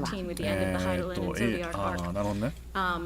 I really wanted to have Yoshitaka Amano's art. I'm a big fan of his. 多分ね SE だと思います。多分 SE でやっぱり攻撃の重さっていうのをね表現してますね。ヒットストップを入れてしまうとやっぱりその分 DPS 下がるじゃんみたいなね話になっちゃいますからね。モンハンの体験ってあるじゃないですか。